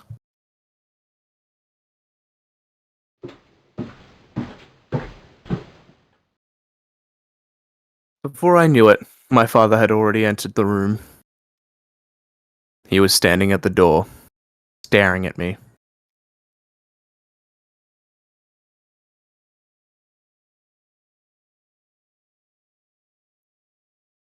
You? What do you think you're doing? As you can see, I'm doing the laundry. I don't remember asking you to do such a thing. I'm just helping her out a little because there was a lot to be done. It clearly wasn't something Lucy could handle by herself.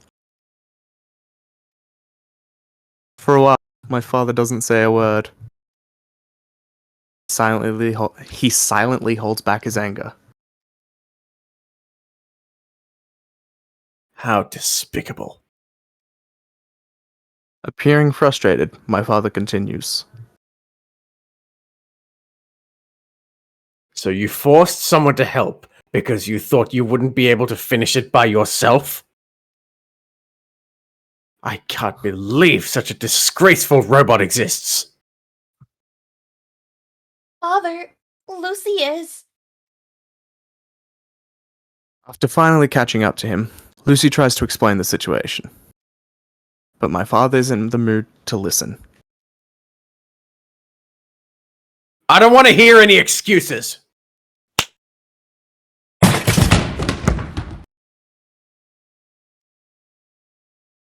My father violently pushes Lucy aside.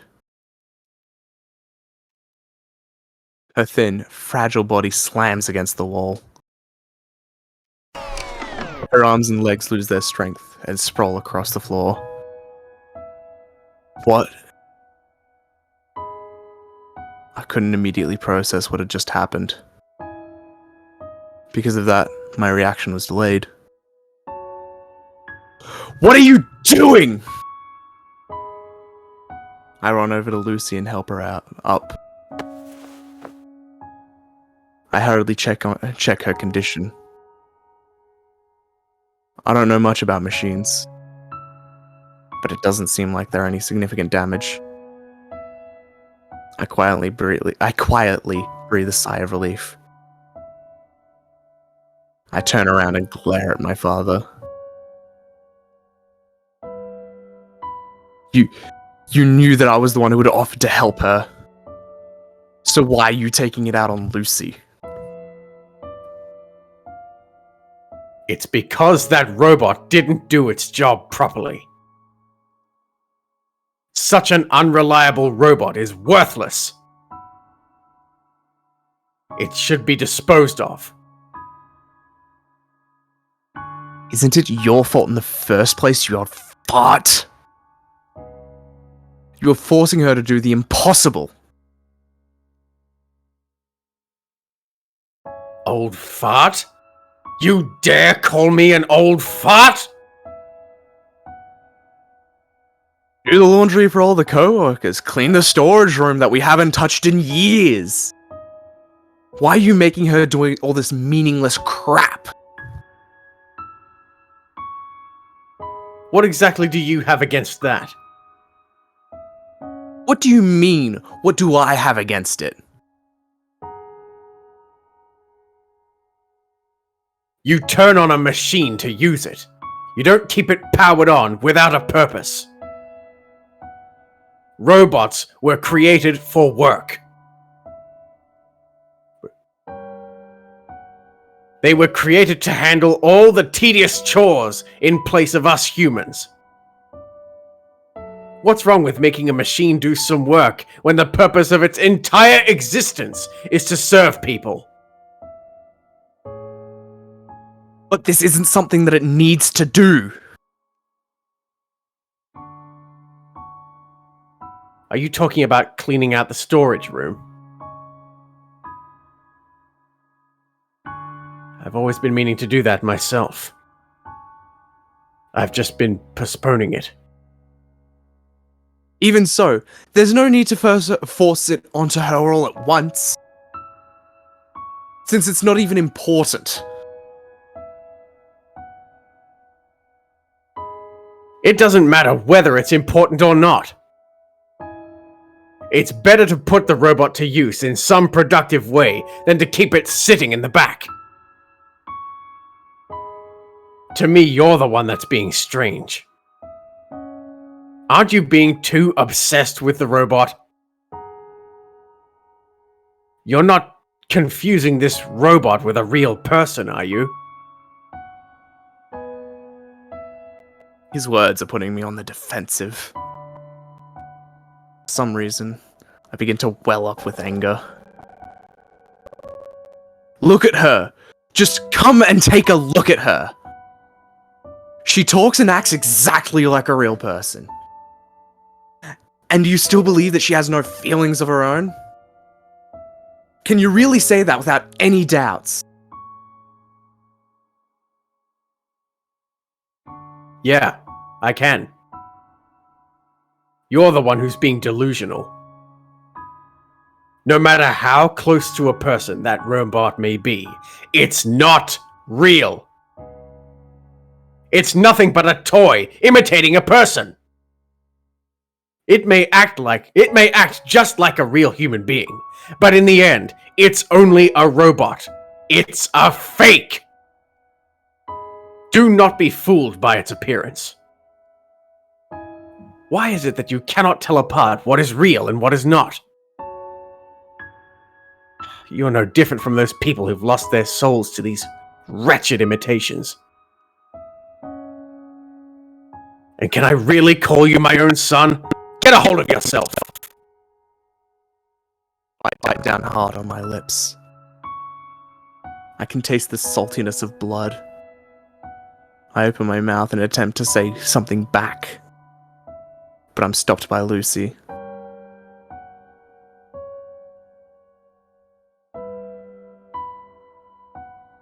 Master? Lucy grabs onto me. Master? Please. Stop this. Don't worry about Lucy. Look, she's completely fine. Lucy is being serious. There's nothing wrong with her. Please, take a look. Lucy is much tougher than she seems. Lucy is smiling. Lucy is smiling like a total fool. Lucy is smiling as if nothing happened, like everything is fine. And I know she's not putting on a fake smile. That's why, for a split second, it made me see her as nothing but an ordinary robot. Her lack of self-will, her blind obedience to father made me see her as a robot. And it was frustrating. It was frustrating that I saw her in that way. I was mad at Lucy for smiling away like a fool. I was mad at my father for being so stubborn. I was mad at myself the most for having trouble finding the words to say back to him.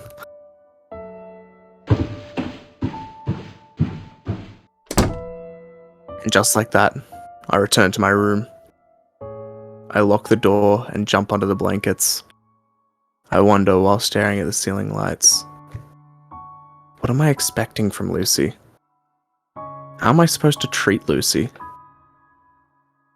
I mull over the same questions even though it feels as if I'd never be able to reach a conclusion.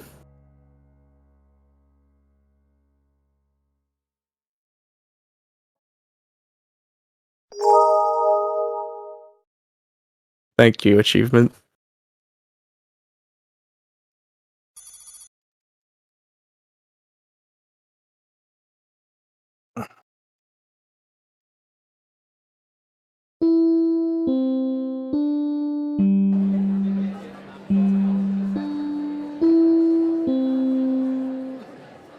The school bell rings in the distance.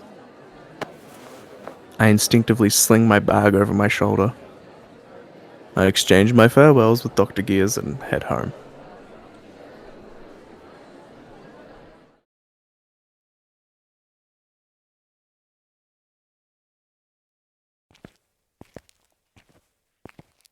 It's a little chilly outside. I zip up my jacket. Can't believe it's winter already, I think to myself.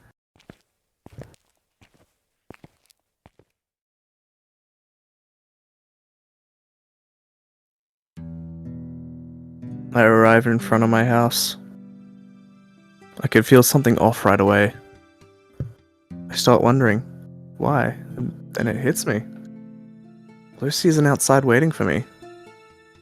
Lucy has always made sure to greet me on my way home. But she isn't standing at her usual spot today. It feels out of the ordinary. Could she still be inside the house? My father might have asked her to do something weird again.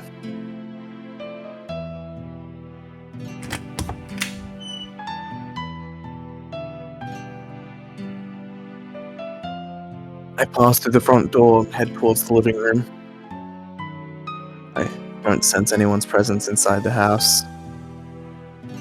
Lucy? Are you here? I don't hear anything back.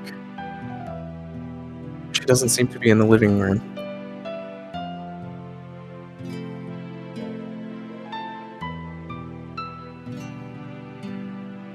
Lucy, say something if you're home.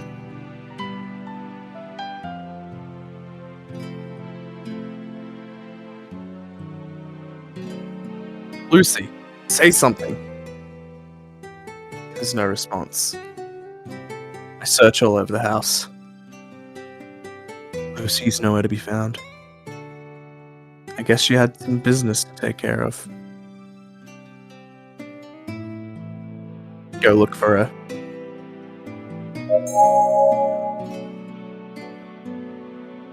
She's not the type to leave for a long time without saying anything. It was strange. I'm reminded of the small argument I had with my father a few days back. Can't ignore the possibility that my father might have done something to her. After circling around a few more times, I finally make a decision. With a troubled mind, I prepare to leave the house. Maybe she had gone to help out at the repair shop. Let's try that place first.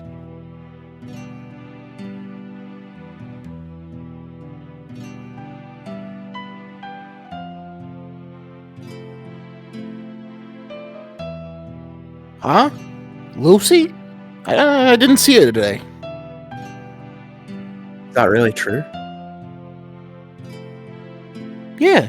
Why would I ever lie about something like that? Alright then. She's not here. Just where could she have disappeared to?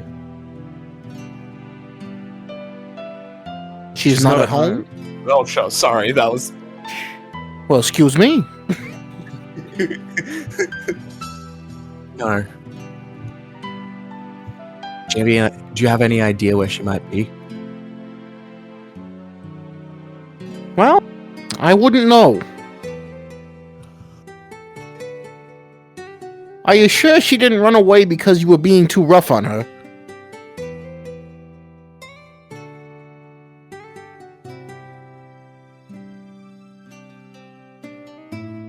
I don't have time to deal with his nonsense. I leave the repair shop.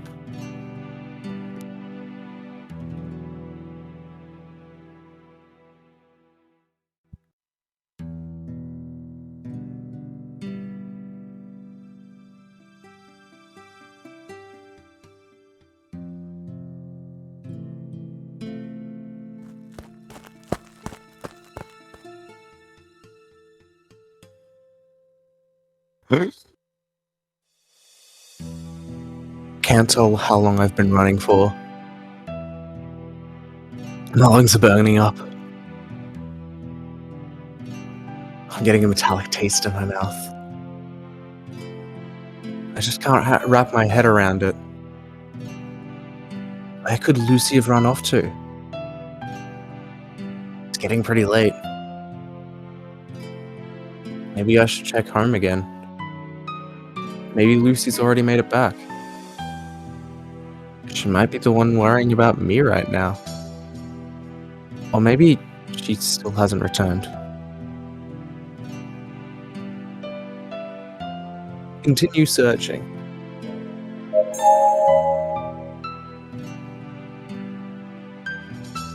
Yeah, let's continue searching for a little longer.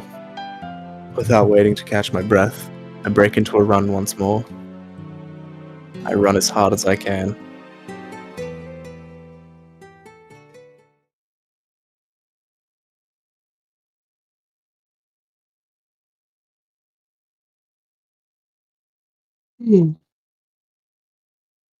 I was taking some time to catch my breath.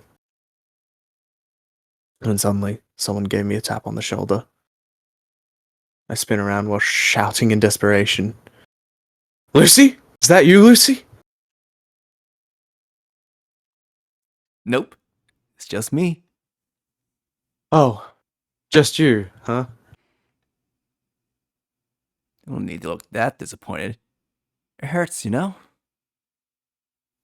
And what do you want? Oh, I just happened to see you, so decided to come say hello. What's up? You busy? Leave me alone already. Yeah, I'm busy. Are you looking for Lucy by any chance? Yeah. Really? I actually ran to her just a little while ago. What? Did I hear him right? Where? Where did you see her? Where, you ask? It was probably somewhere over there, but I can't say for sure. Try to remember. Hurry! Just hang on a second. When was it?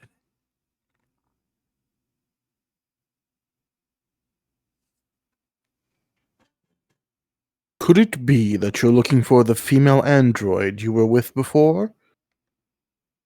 It's the man I've met at the repair shop in the past. If it's her, I saw her at the junkyard a while back. Oh, right. I stopped by to dig around for some parts. I saw Lucy just standing there. Hey, where are you going?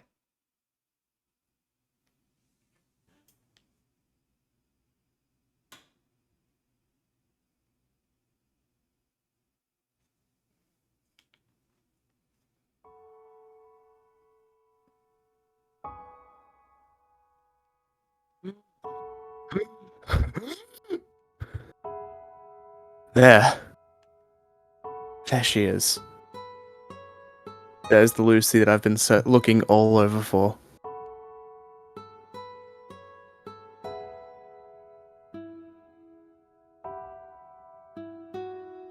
Standing by the spot where I had first met her.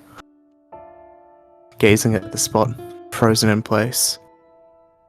She looks forlorn. She appears to be reminiscing about something. I quietly watch her for a while. I found it difficult to call her out. Mostly because of how she looked so lifeless.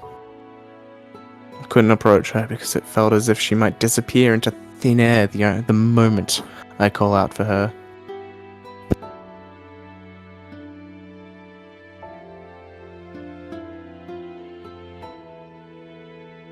Only after a few minutes had passed, I could finally open my mouth. Lucy.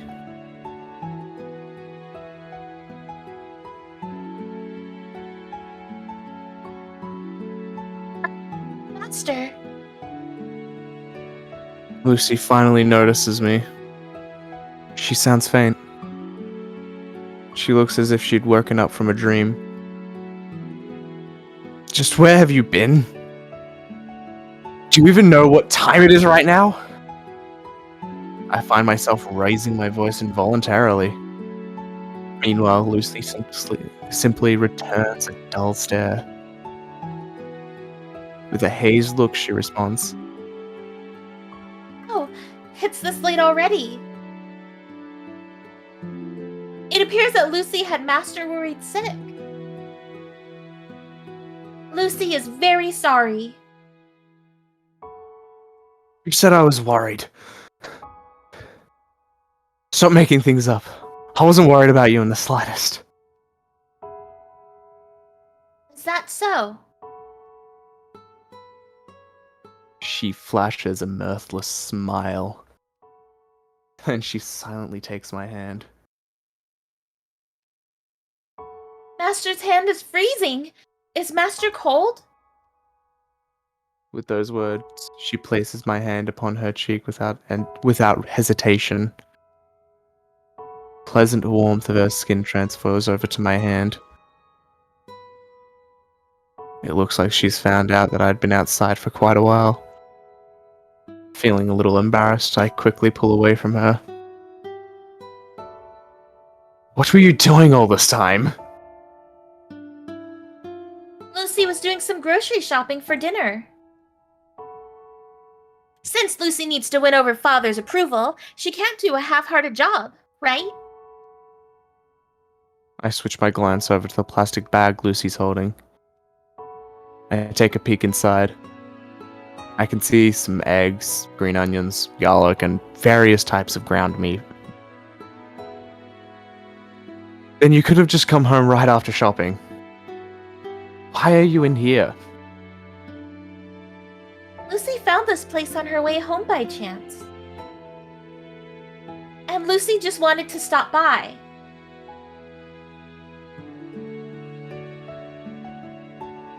Lucy smoothly turns her gaze. Eyeing the side where I had first found her, she continues.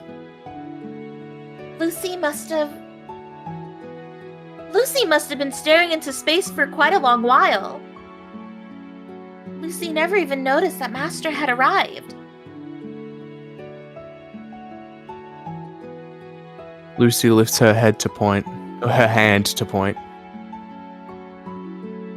Right at the spot. The spot where she once lied in a sorry state. This is where I found you, right? Yes, Lucy was deep in thought while looking at this very spot. Because for Lucy, this is a place of fond memories. Fond memories? Am I hearing her right? A place of fond memories. Isn't this the place where you were abandoned? Wouldn't it be a place of unpleasant memories? No, absolutely not. It is a place of fond memories where Lucy was able to meet Master. That was quite optimistic of her.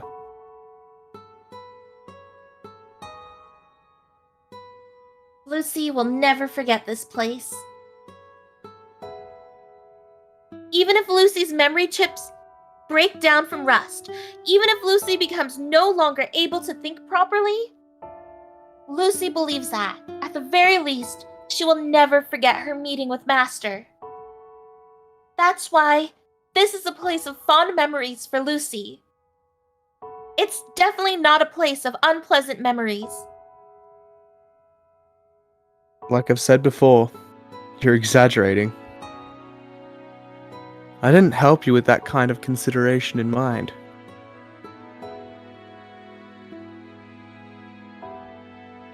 And like Lucy has said before, that does not matter.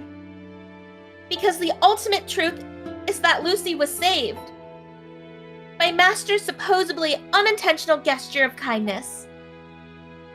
Lucy was definitely saved.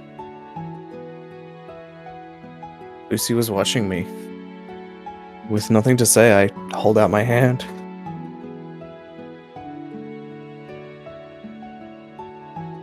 It's about time we headed back. It feels awkward, even though I'm the one offering my hand. The way Lucy hesitated a little shows that she's probably feeling the same way. I repeat myself. This time, with a bit more firmness.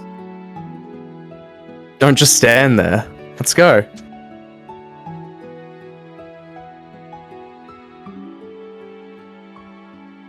All right. Let's go home before it gets even colder. I take hold of Lucy's reluctant hand, and I begin to lead her along.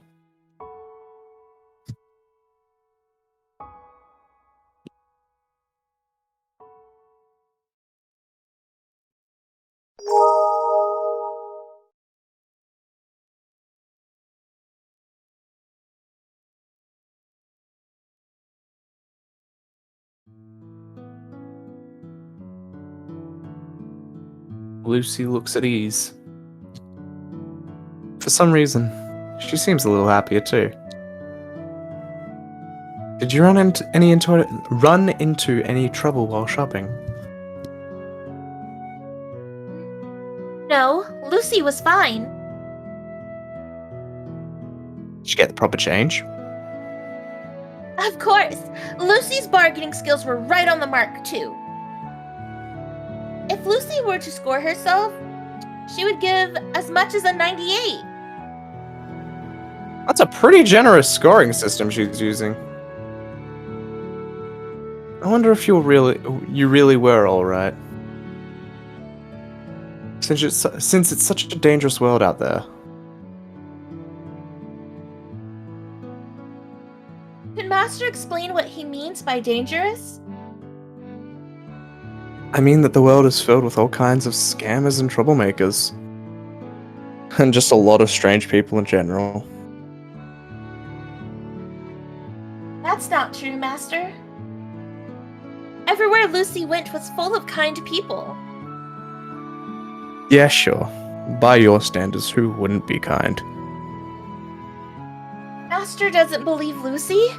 They really were all kind.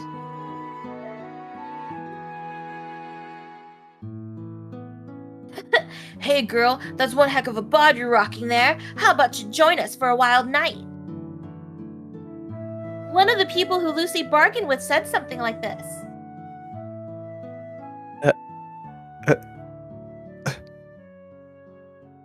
He was just trying to pick her up!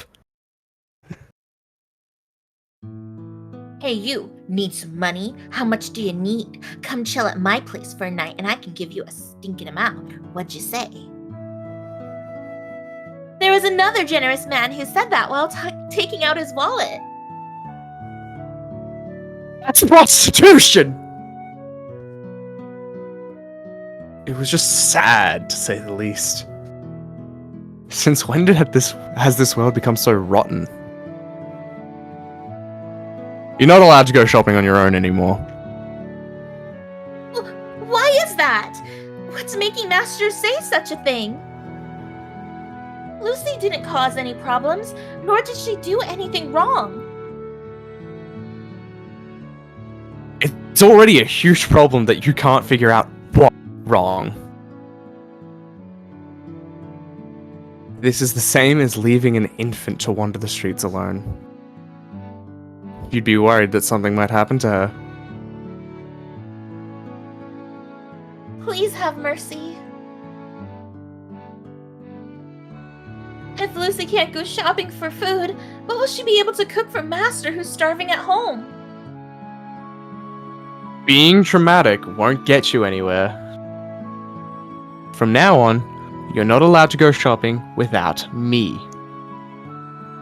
That means... It's alright if Lucy goes with Master? Yeah. I have no choice but to say yes.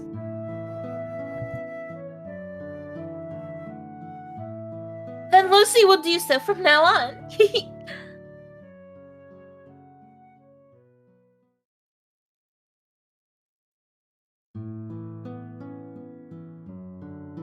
After that, we continued to talk about various nonsensical things on the way home.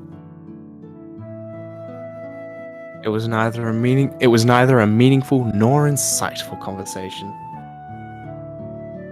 It was something trivial that I would probably forget all about after a night's sleep. But I had fun. Leading Lucy along while having a casual conversation. Walking home together. It made me feel at ease for some reason.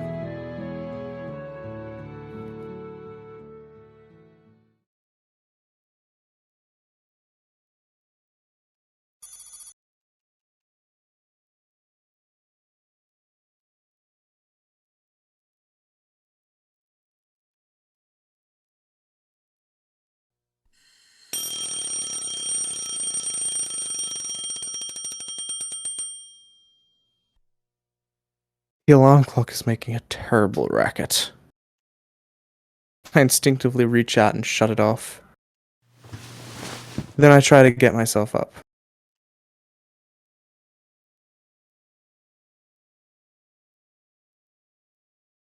But it ends in a failed attempt. Huh? I become engulfed in dizziness halfway up. I stumble and fall back down.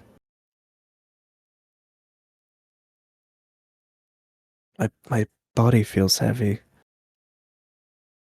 My vision is faltering. I guess I need more sleep. I have no choice. I'll stay in bed for a little while longer. Lucy will come to wake me up anyway. I'll sleep a little more until it's time to go to school.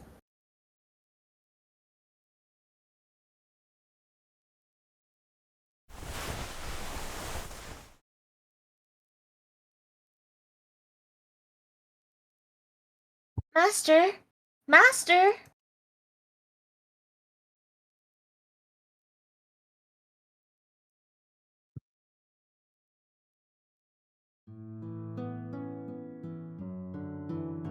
I open my eyes. I let out a hastened breath. Lucy is quietly sitting beside me. She has a concerned look on her face. Is Master awake? Lucy. Lucy places a hand on my forehead. It's freezing. Your hand feels cold. It's not that Lucy's hand is cold. It's just that Master's head is warm. My head? Master's temperature is above normal at 38.5 degrees Celsius. 38.5 degrees. Yes, 38.5 degrees. Ah, that explains it. I thought I just needed more sleep. But it appears that the fever was the culprit. It's true that I haven't been feeling too well lately. I must have caught a cold. My venture outside in the freezing weather yesterday was probably the deciding factor. Does Master feel pain anywhere in particular? Please tell Lucy the details.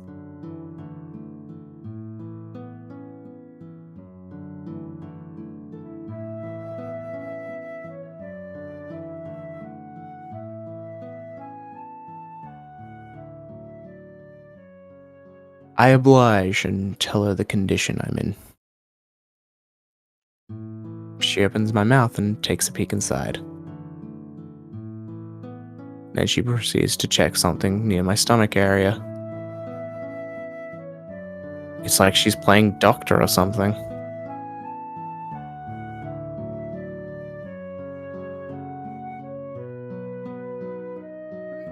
It appears that Master has caught a cold. A cold? Yes, it should go away after a good rest. Can I really trust you on this? I have my doubts.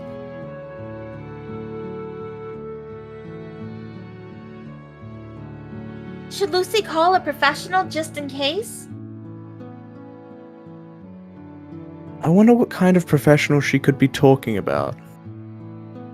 She probably means a doctor. You don't need to. Very well. Then perhaps Lucy should give Father a call? This time, I respond without a moment's hesitation. There's no need to think it over. No, don't bother. All right. Master should also take the day off from school. Lucy will give them a call. Nonsense. I don't need to take a day off just because of something like... I try to get up. Only to be immediately shut down. Master? Her assertive tone shows that she meant business. Without making a peep, I lie back down. Master should not be moving around in this state. Please, stay in bed. Lucy will nurse Master back to health. You don't need to. A minor cold like this is... Please, stay in bed. Her tone was gentle yet firm. I don't have the energy to argue anyway, so I decide to comply. Please rest for a little while longer. Lucy will go purchase some medicine.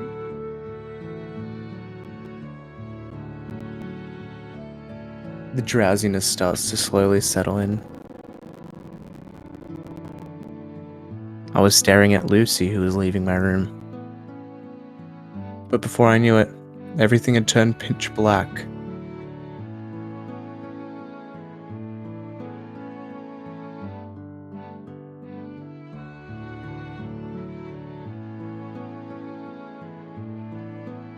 When I came to, there was a wet towel placed on my forehead. It was a little warm.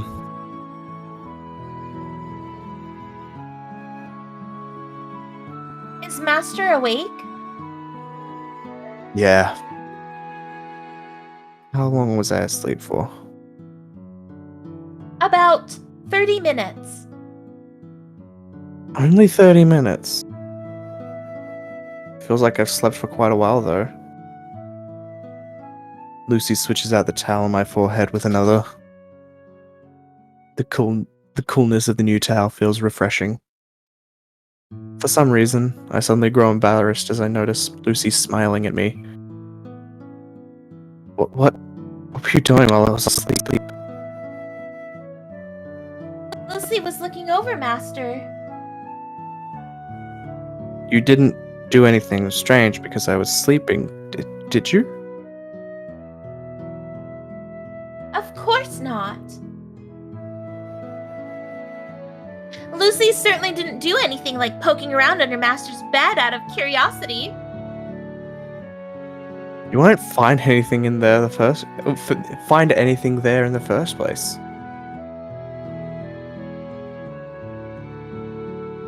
Is that so?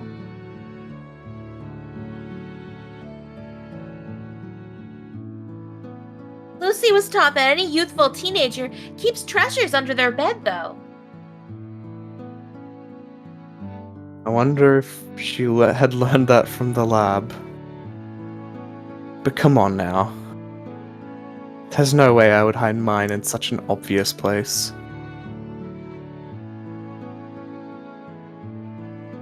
But Lucy has already inspected all of the bookshelves filled with Master's history books. I begin to fear for the safety of my collection. Master, Lucy has his medicine prepared. Medicine? Lucy points toward the table. A bottle of medicine is lying on top. Just in case Master finds swallowing pills uncomfortable, Lucy has also prepared some syrup made for children.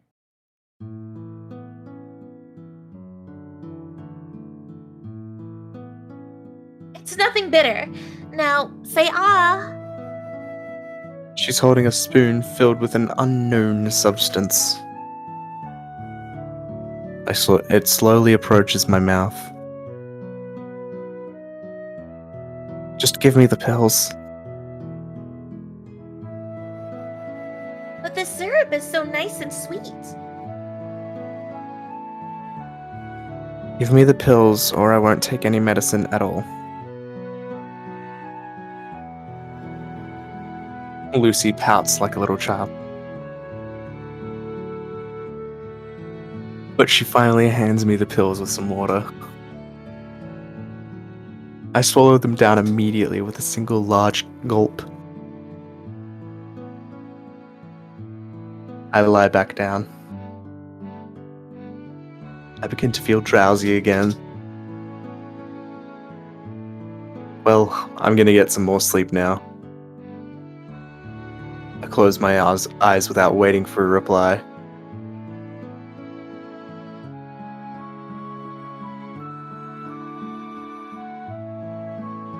I let the drowsiness carry me away. I quickly fall asleep once more.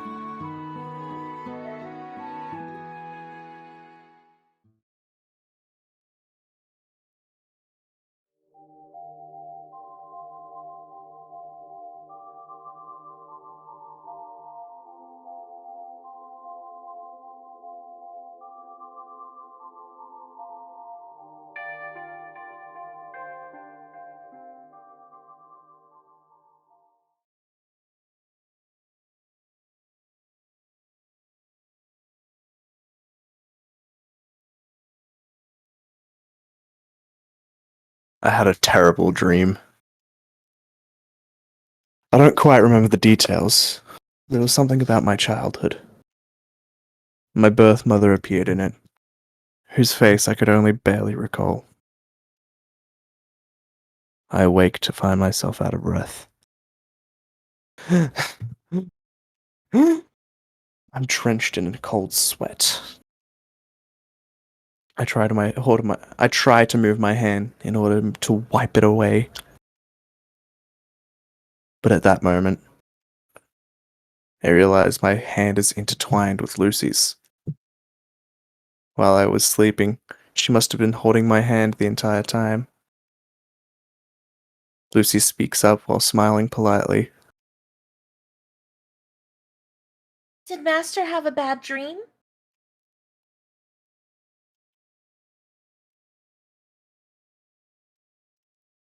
Yeah.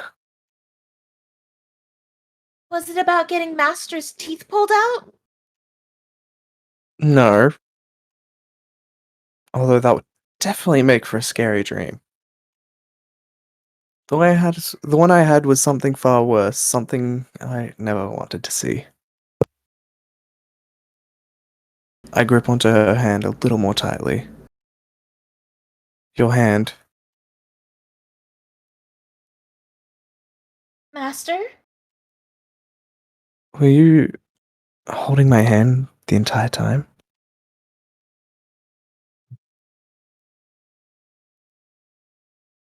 Master looked like he was in pain.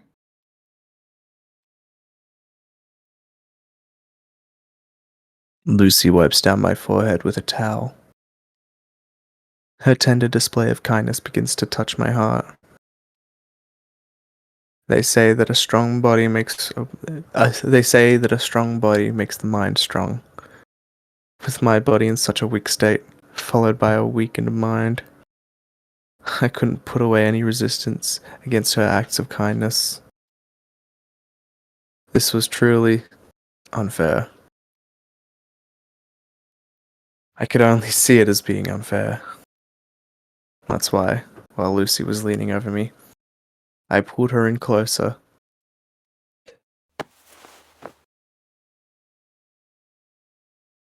Huh?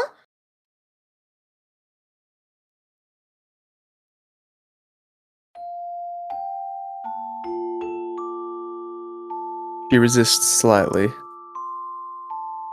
just enough to make it clear she felt uncomfortable about it. Master? Just for a moment. It's my request, so just for a moment like this.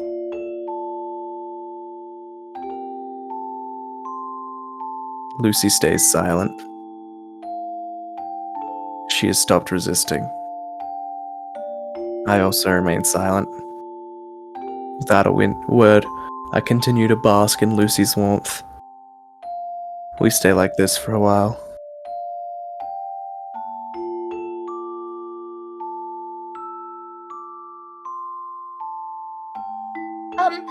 Master? Lucy breaks the silence. What is it?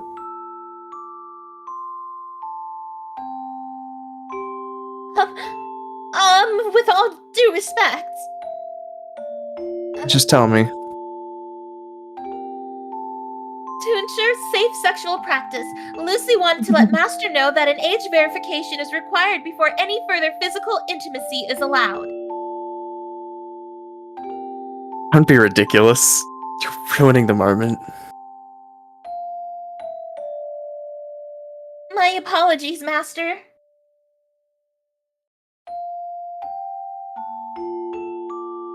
There's another moment of silence. This time I speak up first. It's all because of you.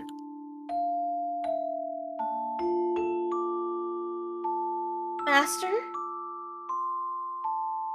I'm not the one at fault. You're the one to blame. Lucy is the one to blame? That's right. It's all your fault. You're the reason I've become so strange. Sorry, Master. Why is it that you talk just like a real person? Sorry, Master. Why is it that you act just like a real person? Sorry, Master. Why is it that you're so kind? Sorry, Master. Why is it that you're so considerate? Sorry, Master. Like a parrot, Lucy continues to utter the same apology over and over again. She doesn't say anything else. She doesn't provide any words of consolation.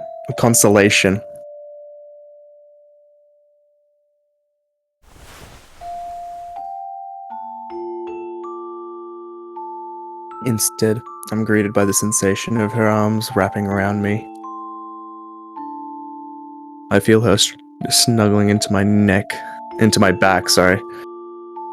Her movements are programmed, and so is her warmth. Even so, I can still feel the same warmth coming from a real person. There's no doubt that she's an elaborate fake. However, I decide that this much is enough. I decide that this much is enough to satisfy my current self. I decide that I'm happy with the way things are.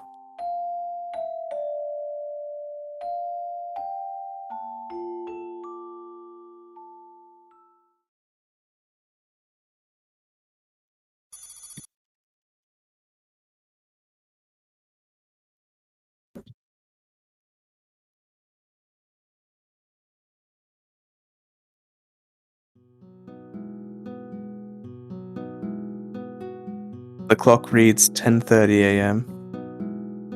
I feel a lot better compared to yesterday. My dizziness is gone, and my mind is now crystal clear, as if my sickness from yesterday was just a dream.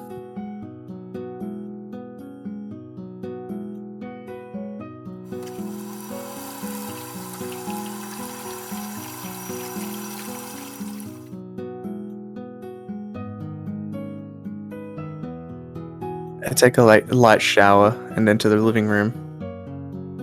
I lock eyes with Lucy, who is doing some cleaning around the house.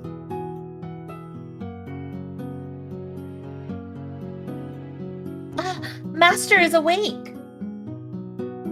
I find it difficult to maintain my gaze with her because of the events from yesterday. I could only give a small nod. How is Master feeling? Well, not too bad. Really? Lucy will check Master's temperature again. I'm telling you, I'm fine. Without even pretending to listen, Lucy places her hand on my forehead.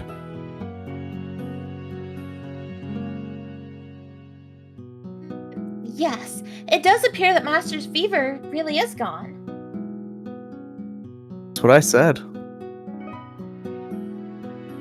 What a relief. It appears it was just a mild sickness. Will Master be going to school today then? Although Master will be late to class.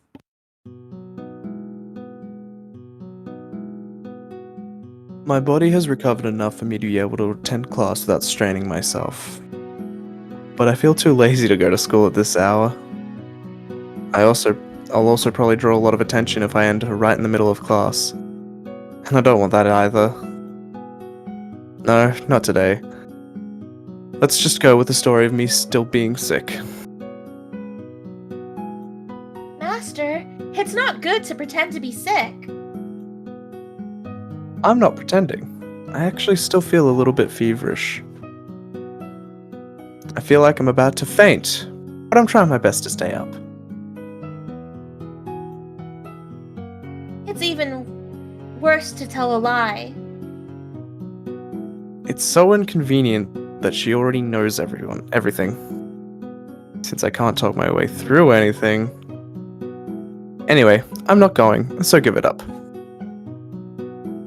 Please don't make a fuss over it. I said I'm not going, and no one's going to make me. Lucy puts on a troubled expression. It can't be helped. Just this one time then. I won. It's my victory. But in exchange, I seem to have lost my status as her master. I don't know if it's really something to be happy about. Master must be starving, yes? Lucy will prepare something right away. I quickly stop Lucy, who was just about to head over to the kitchen. By the way, Yes? Lucy turns around and gives me a questioning look. Well, how should I put this? The words are stuck in my throat. I shake my head, take a deep breath, and then continue. I'll just say that I'm thankful for what you've done. Lucy stares at me while frozen in place. I awkwardly scratch my cheeks. It wasn't a bad feeling. Unlike the other kids my age, I'd never had a mother taking care of me ever since I was little. My father has always been so focused on his work too. And my new mother is nothing more than a distant stranger to me. She never stops by our place unless she has a good reason to. So basically, I've never had anyone to take care of me while I'm sick. That's why, the fact that you were there to stand by my side, it was, how to put it,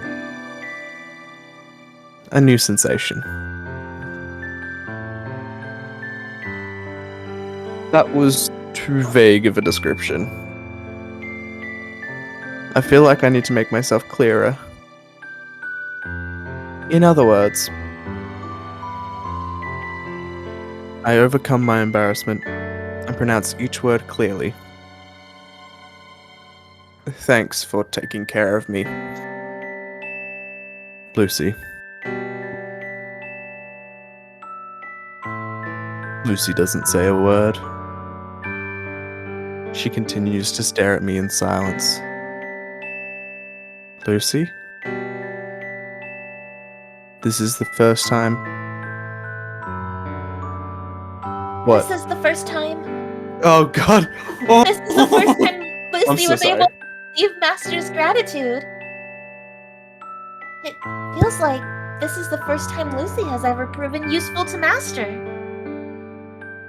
Lucy was afraid all this time. Because Lucy didn't know whether she was doing a good job or if she was only causing trouble.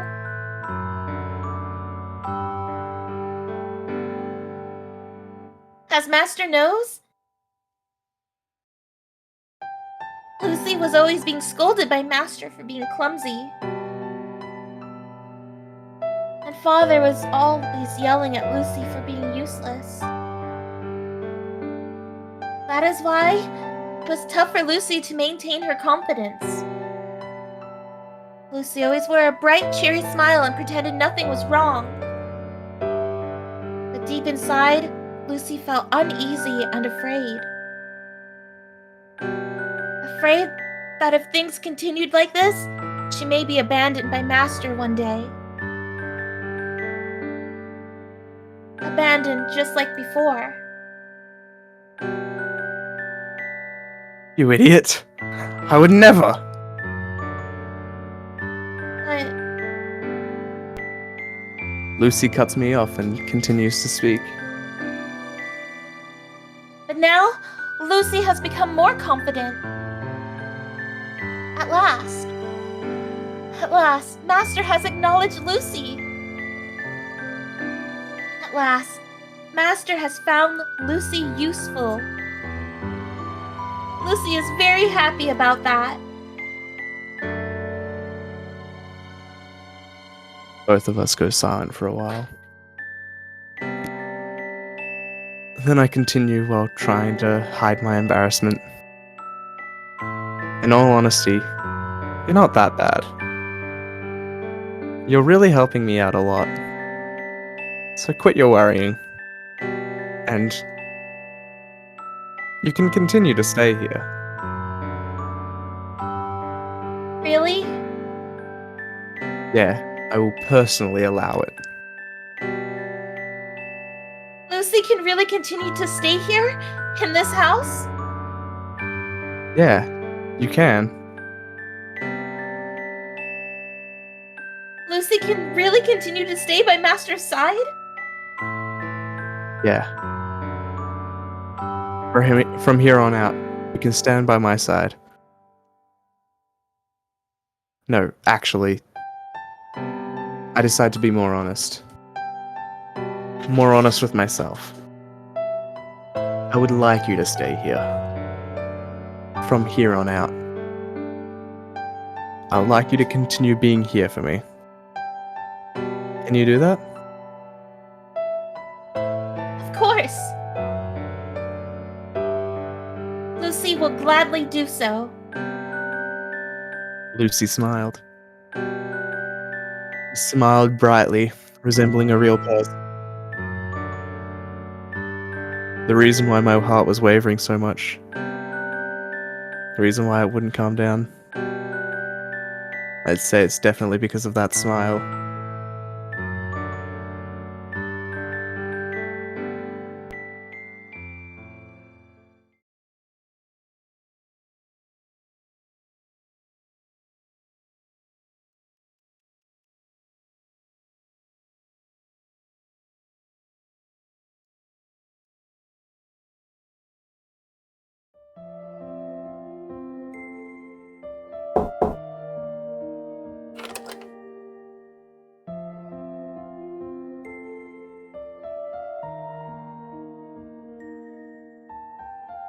Doctor? Doctor? Lucy suddenly came looking for me. It was unexpected of her, so I was a little surprised.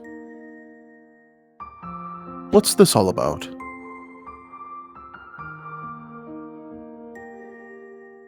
Lucy hesitates a little bit. Um, Just what is on her mind? Go ahead. when will Lucy be able to meet her master?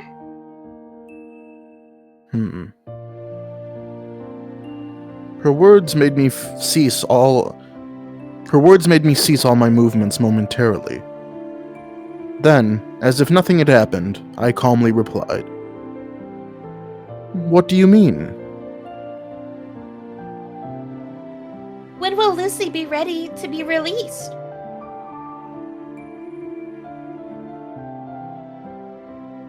When will Lucy be able to meet her master? Well, Lucy is very excited to find out what kind of person her master will be. Although, since Lucy is a robot, she cannot dream. But if Lucy was human, she believes that she would dream every night about meeting her master.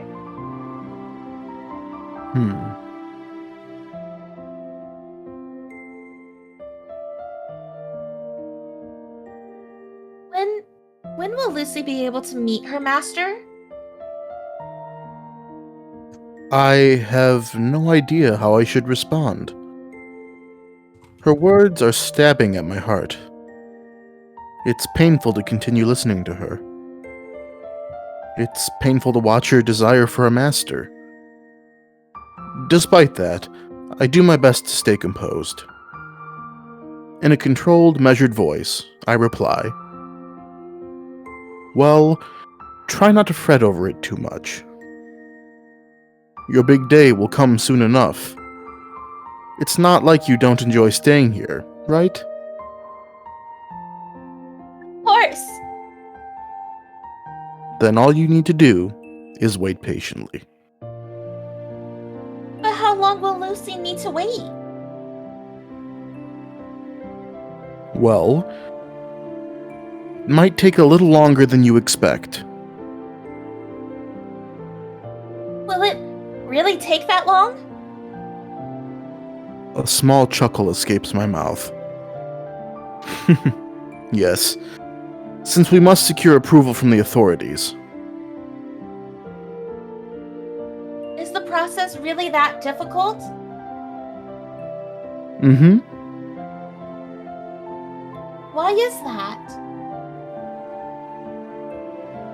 They're scared. Scared? Yes. What are they scared about?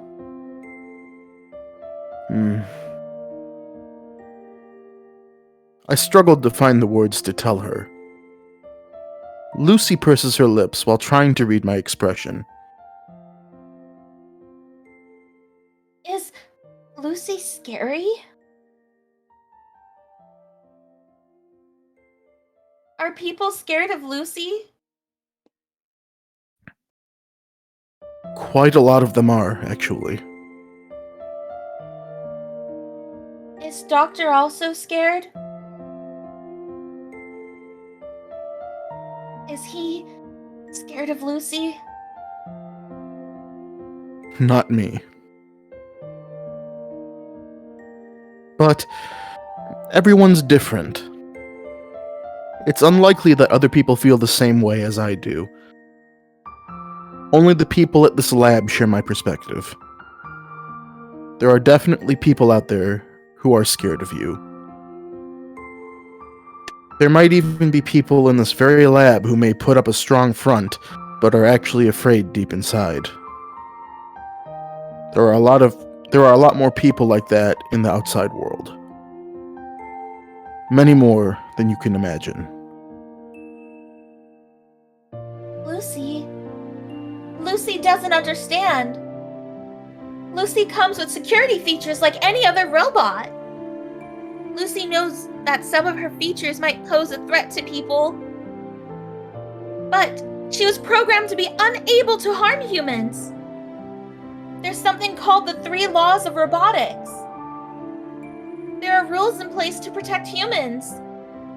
No matter how twisted Lucy becomes and starts malfunctioning, the moment Lucy breaks any of the laws, she's programmed to break down. That's why Lucy hopes that people will stop being scared of her. Lucy hopes that the people in the outside world will stop being scared of her. The chance of Lucy being officially released is probably close to nil. The authorities are very conservative. We've been having a tough time trying to convince them. They don't wish for any changes that may pose a risk. And it's not just them. The majority of people also share their view. My mindset is certainly in the minority. We're nothing but a small group of people disillusioned with human beings. We're crossing the line that wasn't meant to be crossed. Nothing has changed since this past. The fact that she's still very dangerous. She's a robot that is capable of replacing a human being wholly. The nobility of mankind. Our reign over the world. The robot has the potential to take them away entirely. That is why authorities believe that Lucy is a Pandora's box. That is why we're trying to restrict her capabilities and keep her out of public reach. You can learn beauty from art. The world from science.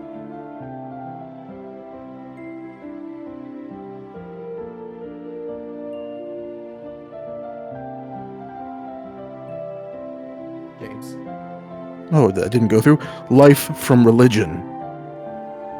And man from robots. It could be that people are afraid to see reflections of themselves.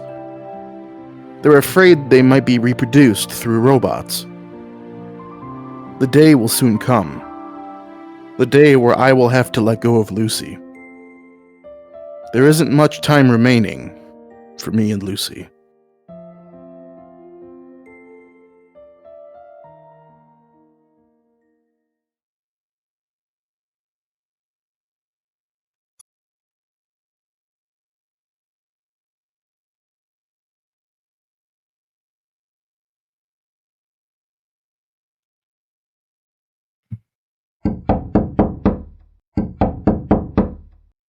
I hear someone banging on my door.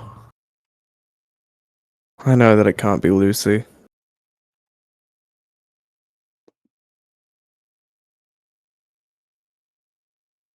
Open this door this instant!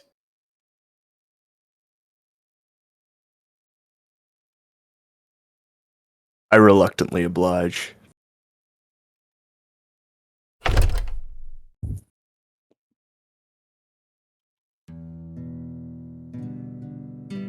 My father is standing there with a displeased look on his face.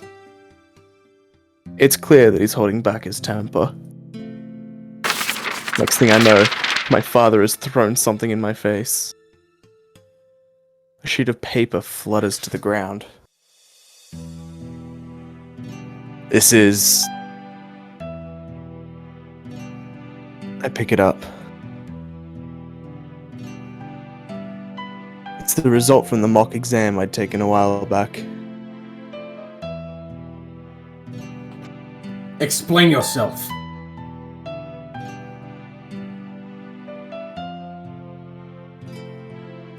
I'm asking how you managed to bring home these atrocious marks. My grades had plummeted quite considerably. Considering how I've always done in school, these results were bordering on the impossible. It was very strange. I'd felt pretty confident about writing the exam. There was no way my grades would be this horrible. After checking each corner of the report, I finally realized... crap.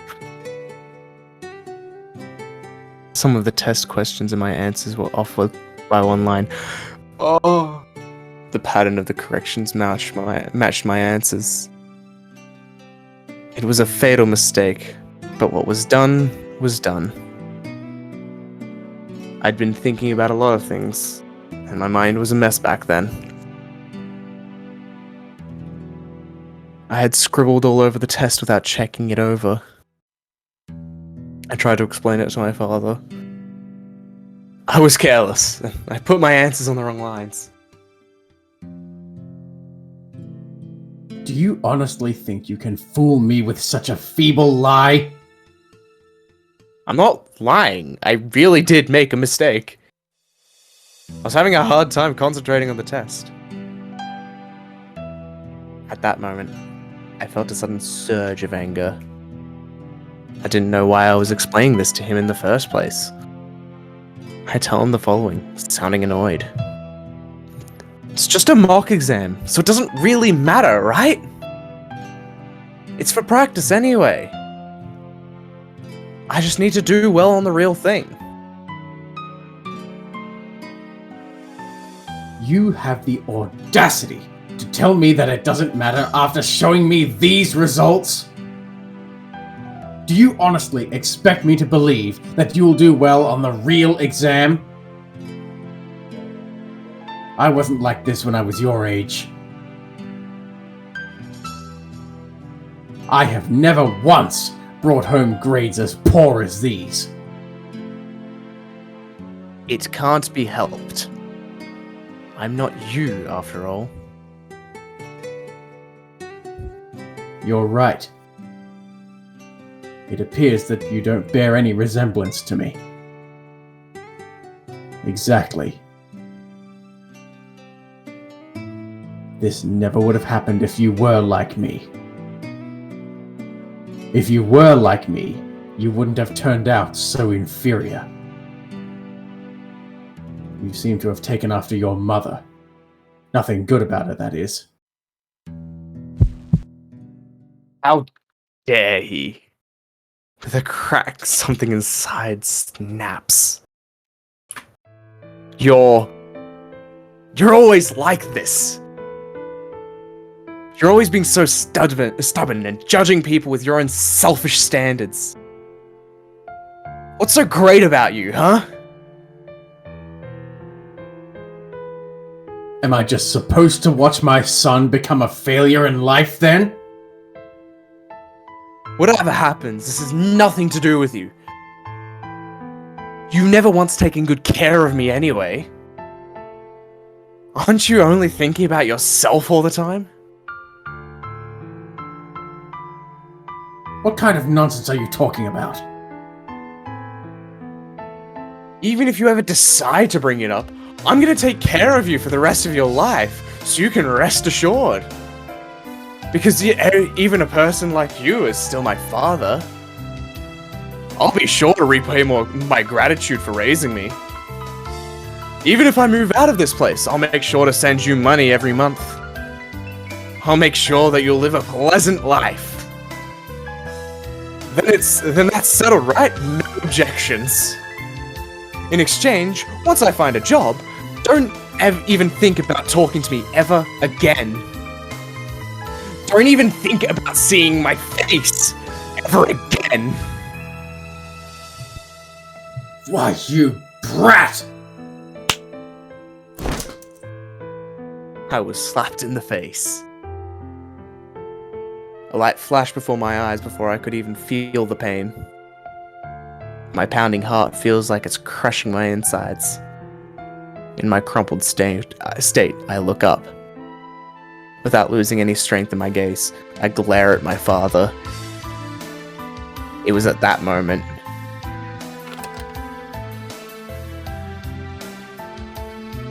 Lucy entered the room. After looking around, wondering what happened, she jumps in shock as she spots me. She approaches me and helps me up. What happened, Master? Nothing at all. But Master's cheeks are red. I said it's nothing. Move aside. It's not It's something not- you should be. Oh, sorry. It's not something you should be concerned about. But I said move aside. After a short pause, she takes a tiny step back. At that moment, my father's gaze passes onto her.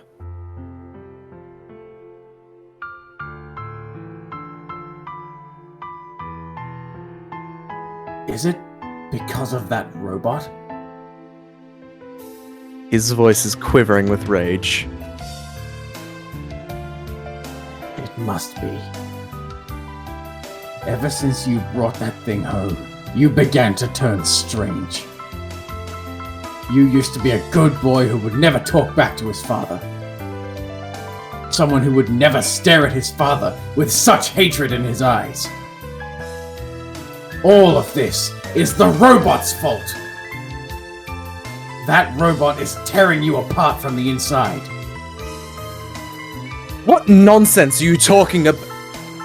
I open my mouth to protest, but I immediately swallow my words back down. I flinch after noticing my father's gaze. He had the look of a maniac who was about to do something horrible. His fists were shaking uncontrollably. You started becoming twisted ever since that robot set foot in this house. That robot is leading you astray. Get away from my son, you filthy machine! Lucy looks troubled. My father slowly approaches her, clearly intending to do something terrible to her. But it seemed like Lucy never once thought about resisting in the first place. She continued to stand there, even while quivering in fear, not intending to move, no matter what horrible things my father might do to her. In desperation, I grabbed hold of Lucy's hand, and I dashed out of the house with her.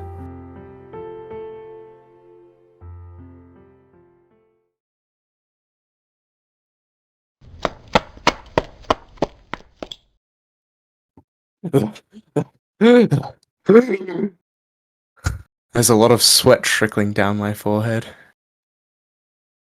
Lucy gives me a worried look as she wipes it off. is Master all right? Yeah. I'm fine. Father appears to be very angry. Also, Master's heart rate is quite high. Let's take a short walk. I think both of us need some time to cool our heads.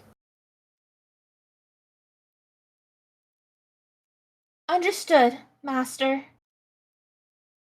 Good. If Master is all right with it, Lucy would like to visit that place again. That place? I didn't even need to ask. If there was a single place that Lucy wanted to visit, it could only be there.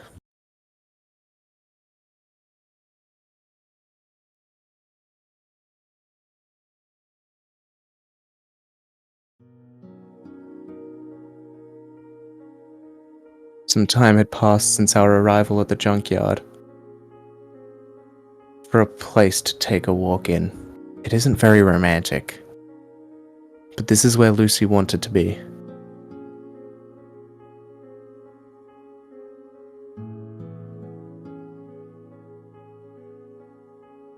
Lucy's been standing silently with a blank stare. Ever since we came here. She's been staring at a certain spot along the ground.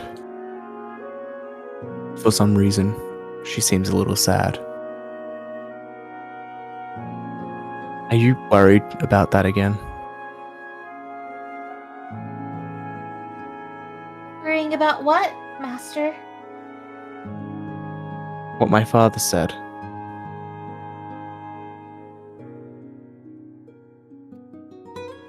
Is Lucy truly a useless robot? Is she not of any help to Father? Can't bring myself to answer that question. As long as she remains a robot, there's no way my father will ever find her helpful.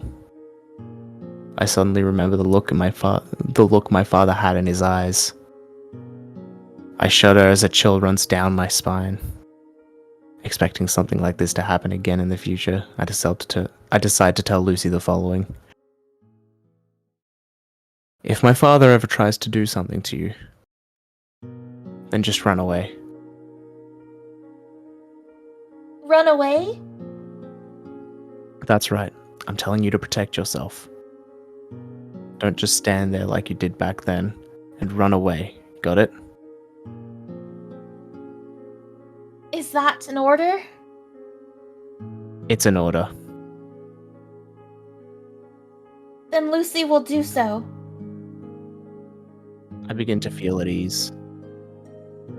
There's only so much the 3 laws of robotics can do to protect Lucy. With such an order given, I can finally relax.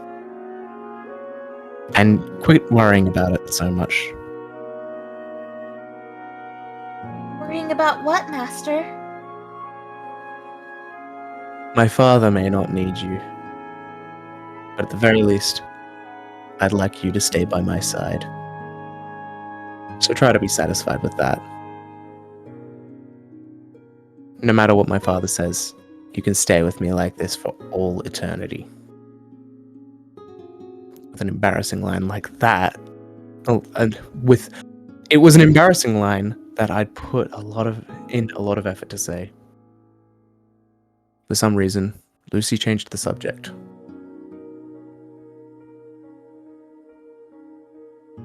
Eternity? How long is an eternity to Master? How long, you ask? I couldn't guess what kind of answer she was expecting. An eternity is an eternity. It means forever. There's no end. What is the meaning of forever? Huh? Realistically speaking, it would be impossible for Lucy to stay with Master for eternity. Because people age. Everyone grows old and dies one day. Lucy doesn't want to think about it, but Master will also grow old. Master will grow old and pass away one day.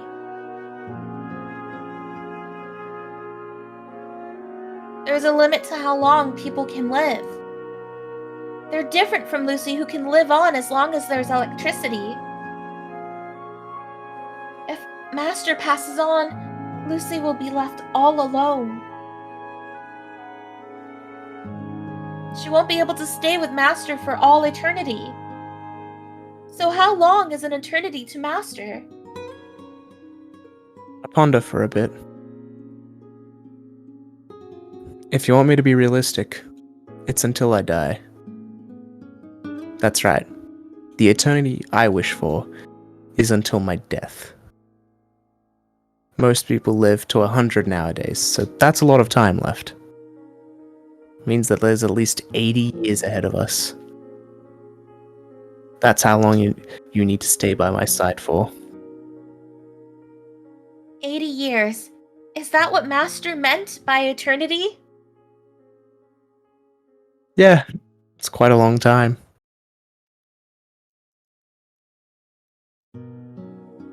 Will Lucy really be able to remain with Master for all those years, though? What makes you say that? Lucy sounded anxious. As if she was imagining something that could only happen in dreams. Lucy is afraid. Lucy is afraid that she will be left behind by Master, just like how she was abandoned by the lab. I told you, I would never do that. I realized I'm raising my voice a little. I won't abandon you. I won't leave you behind like those irresponsible people at the lab did. Stop saying things like that. Master might say that now, but no one knows what the future might bring. Technology is constantly evolving, as do people's expectations. Presently, Lucy is undeniably the finest model of android out there. Hey, no need to show off. Master, Lucy is simply stating the fact. All android models currently available are inferior to Lucy. That's probably true. But such a status will not last forever.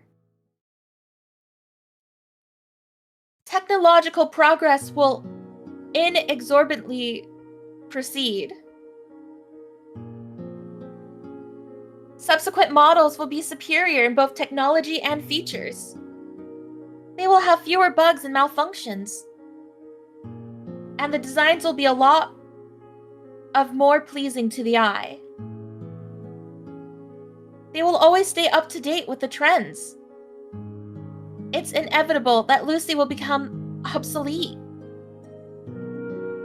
She will eventually become worthless. She will be cast aside for being too outdated. In such a future, will Master still allow Lucy to remain by his side? Instead of a new, state-of-the-art android, will Master continue to be happy with an old model like Lucy? Yeah. Even after 10 years? After 20 years? After 30 years and beyond? Will Master stand by his words to never let go of Lucy? Yeah, I will. Lucy is still uncertain. The present Master won't be the same as the Master in the future. His love for Lucy may disappear one day. Because people change. From experiencing new things, meeting new people, and making new memories. It's possible that Master may lead a tragic life and lose faith in himself. That is why Lucy is uncertain whether Master's current self will remain the same in the future. Whether Master's feelings will remain the same, Lucy is uncertain. That is why Lucy is afraid. The eternity that Master speaks of seems distant and vague, like a dream. That is why Lucy is afraid. I become silent for a moment. There is a possibility. that my future self might look down on the current me. I speak up once more. It's just as you say. I can't guarantee anything. Who knows what might happen until the actual time comes. But still, I'm confident. Confident that I won't change. Because it's not like I want just any decent android. That's right. I wasn't keeping Lucy around just for the sake of convenience. Nor for her features. I want you for who you are, Lucy. Lucy doesn't reply immediately. Then, who is that Lucy? What do you mean? Who is the Lucy that Master is looking at? Who is the Lucy that Master wishes to be with? What part of Lucy does Master desire the most? I don't understand.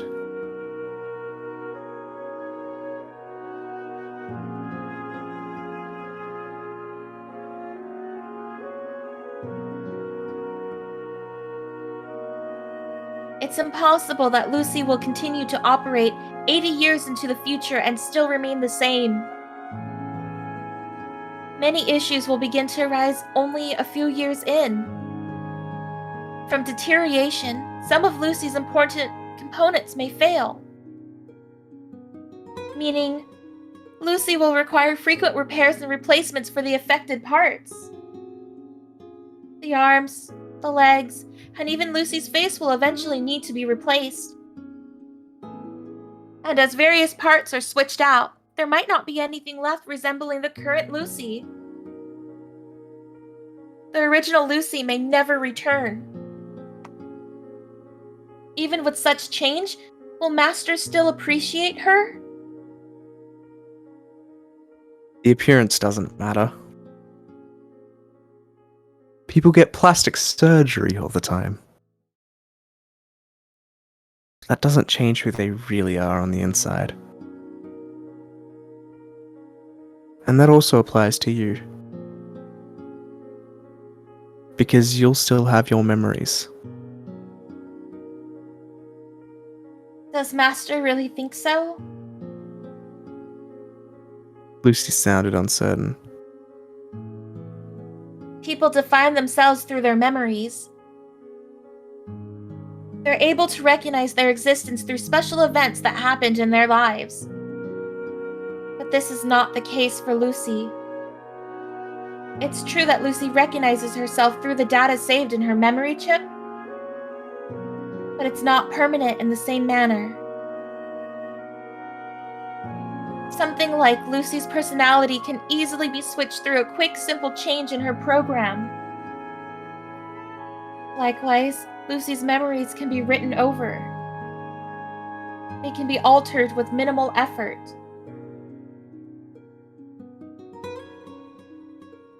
From only a simple error, all of Lucy's memories of Master can disappear in an instant. On the other hand, they can easily be duplicated. For Lucy, her memories are something that can be easily replaced, just like her body parts.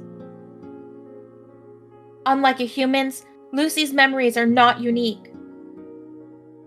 From everything that compromises Lucy, there isn't a single part that is truly one of a kind.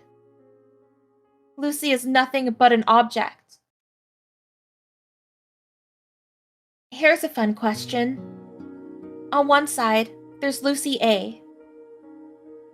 She possesses Lucy's original body, but not her memories. On the other side, there's Lucy B. Her appearance differs completely, but instead, she contains Lucy's memories. Which Lucy is the one that Master truly desires? Which Lucy would Master consider to be the real one? It was a question based off of the ship of Theseus.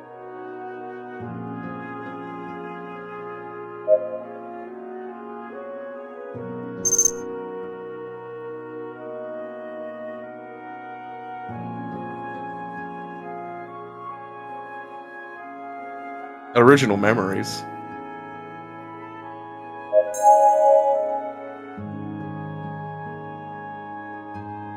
I would choose the Lucy with all her memories. Why is that? Because those memories are something we share together. But Lucy just won't be the same anymore. The way Lucy looks at Master, her gaze, her laugh, they will all be different from what Master is used to. Master will definitely feel something's out of place every time he looks at Lucy. Lucy will feel foreign to Master. Even with those feelings, will Master really be able to accept the new Lucy? That's irrelevant, as long as we share the same memories. Even though Lucy won't be able to say for sure that they're her own true memories? It doesn't matter. Even if your memories become altered, I'm sure something will remain inside of you that could reveal your true identity. Lucy is not so sure.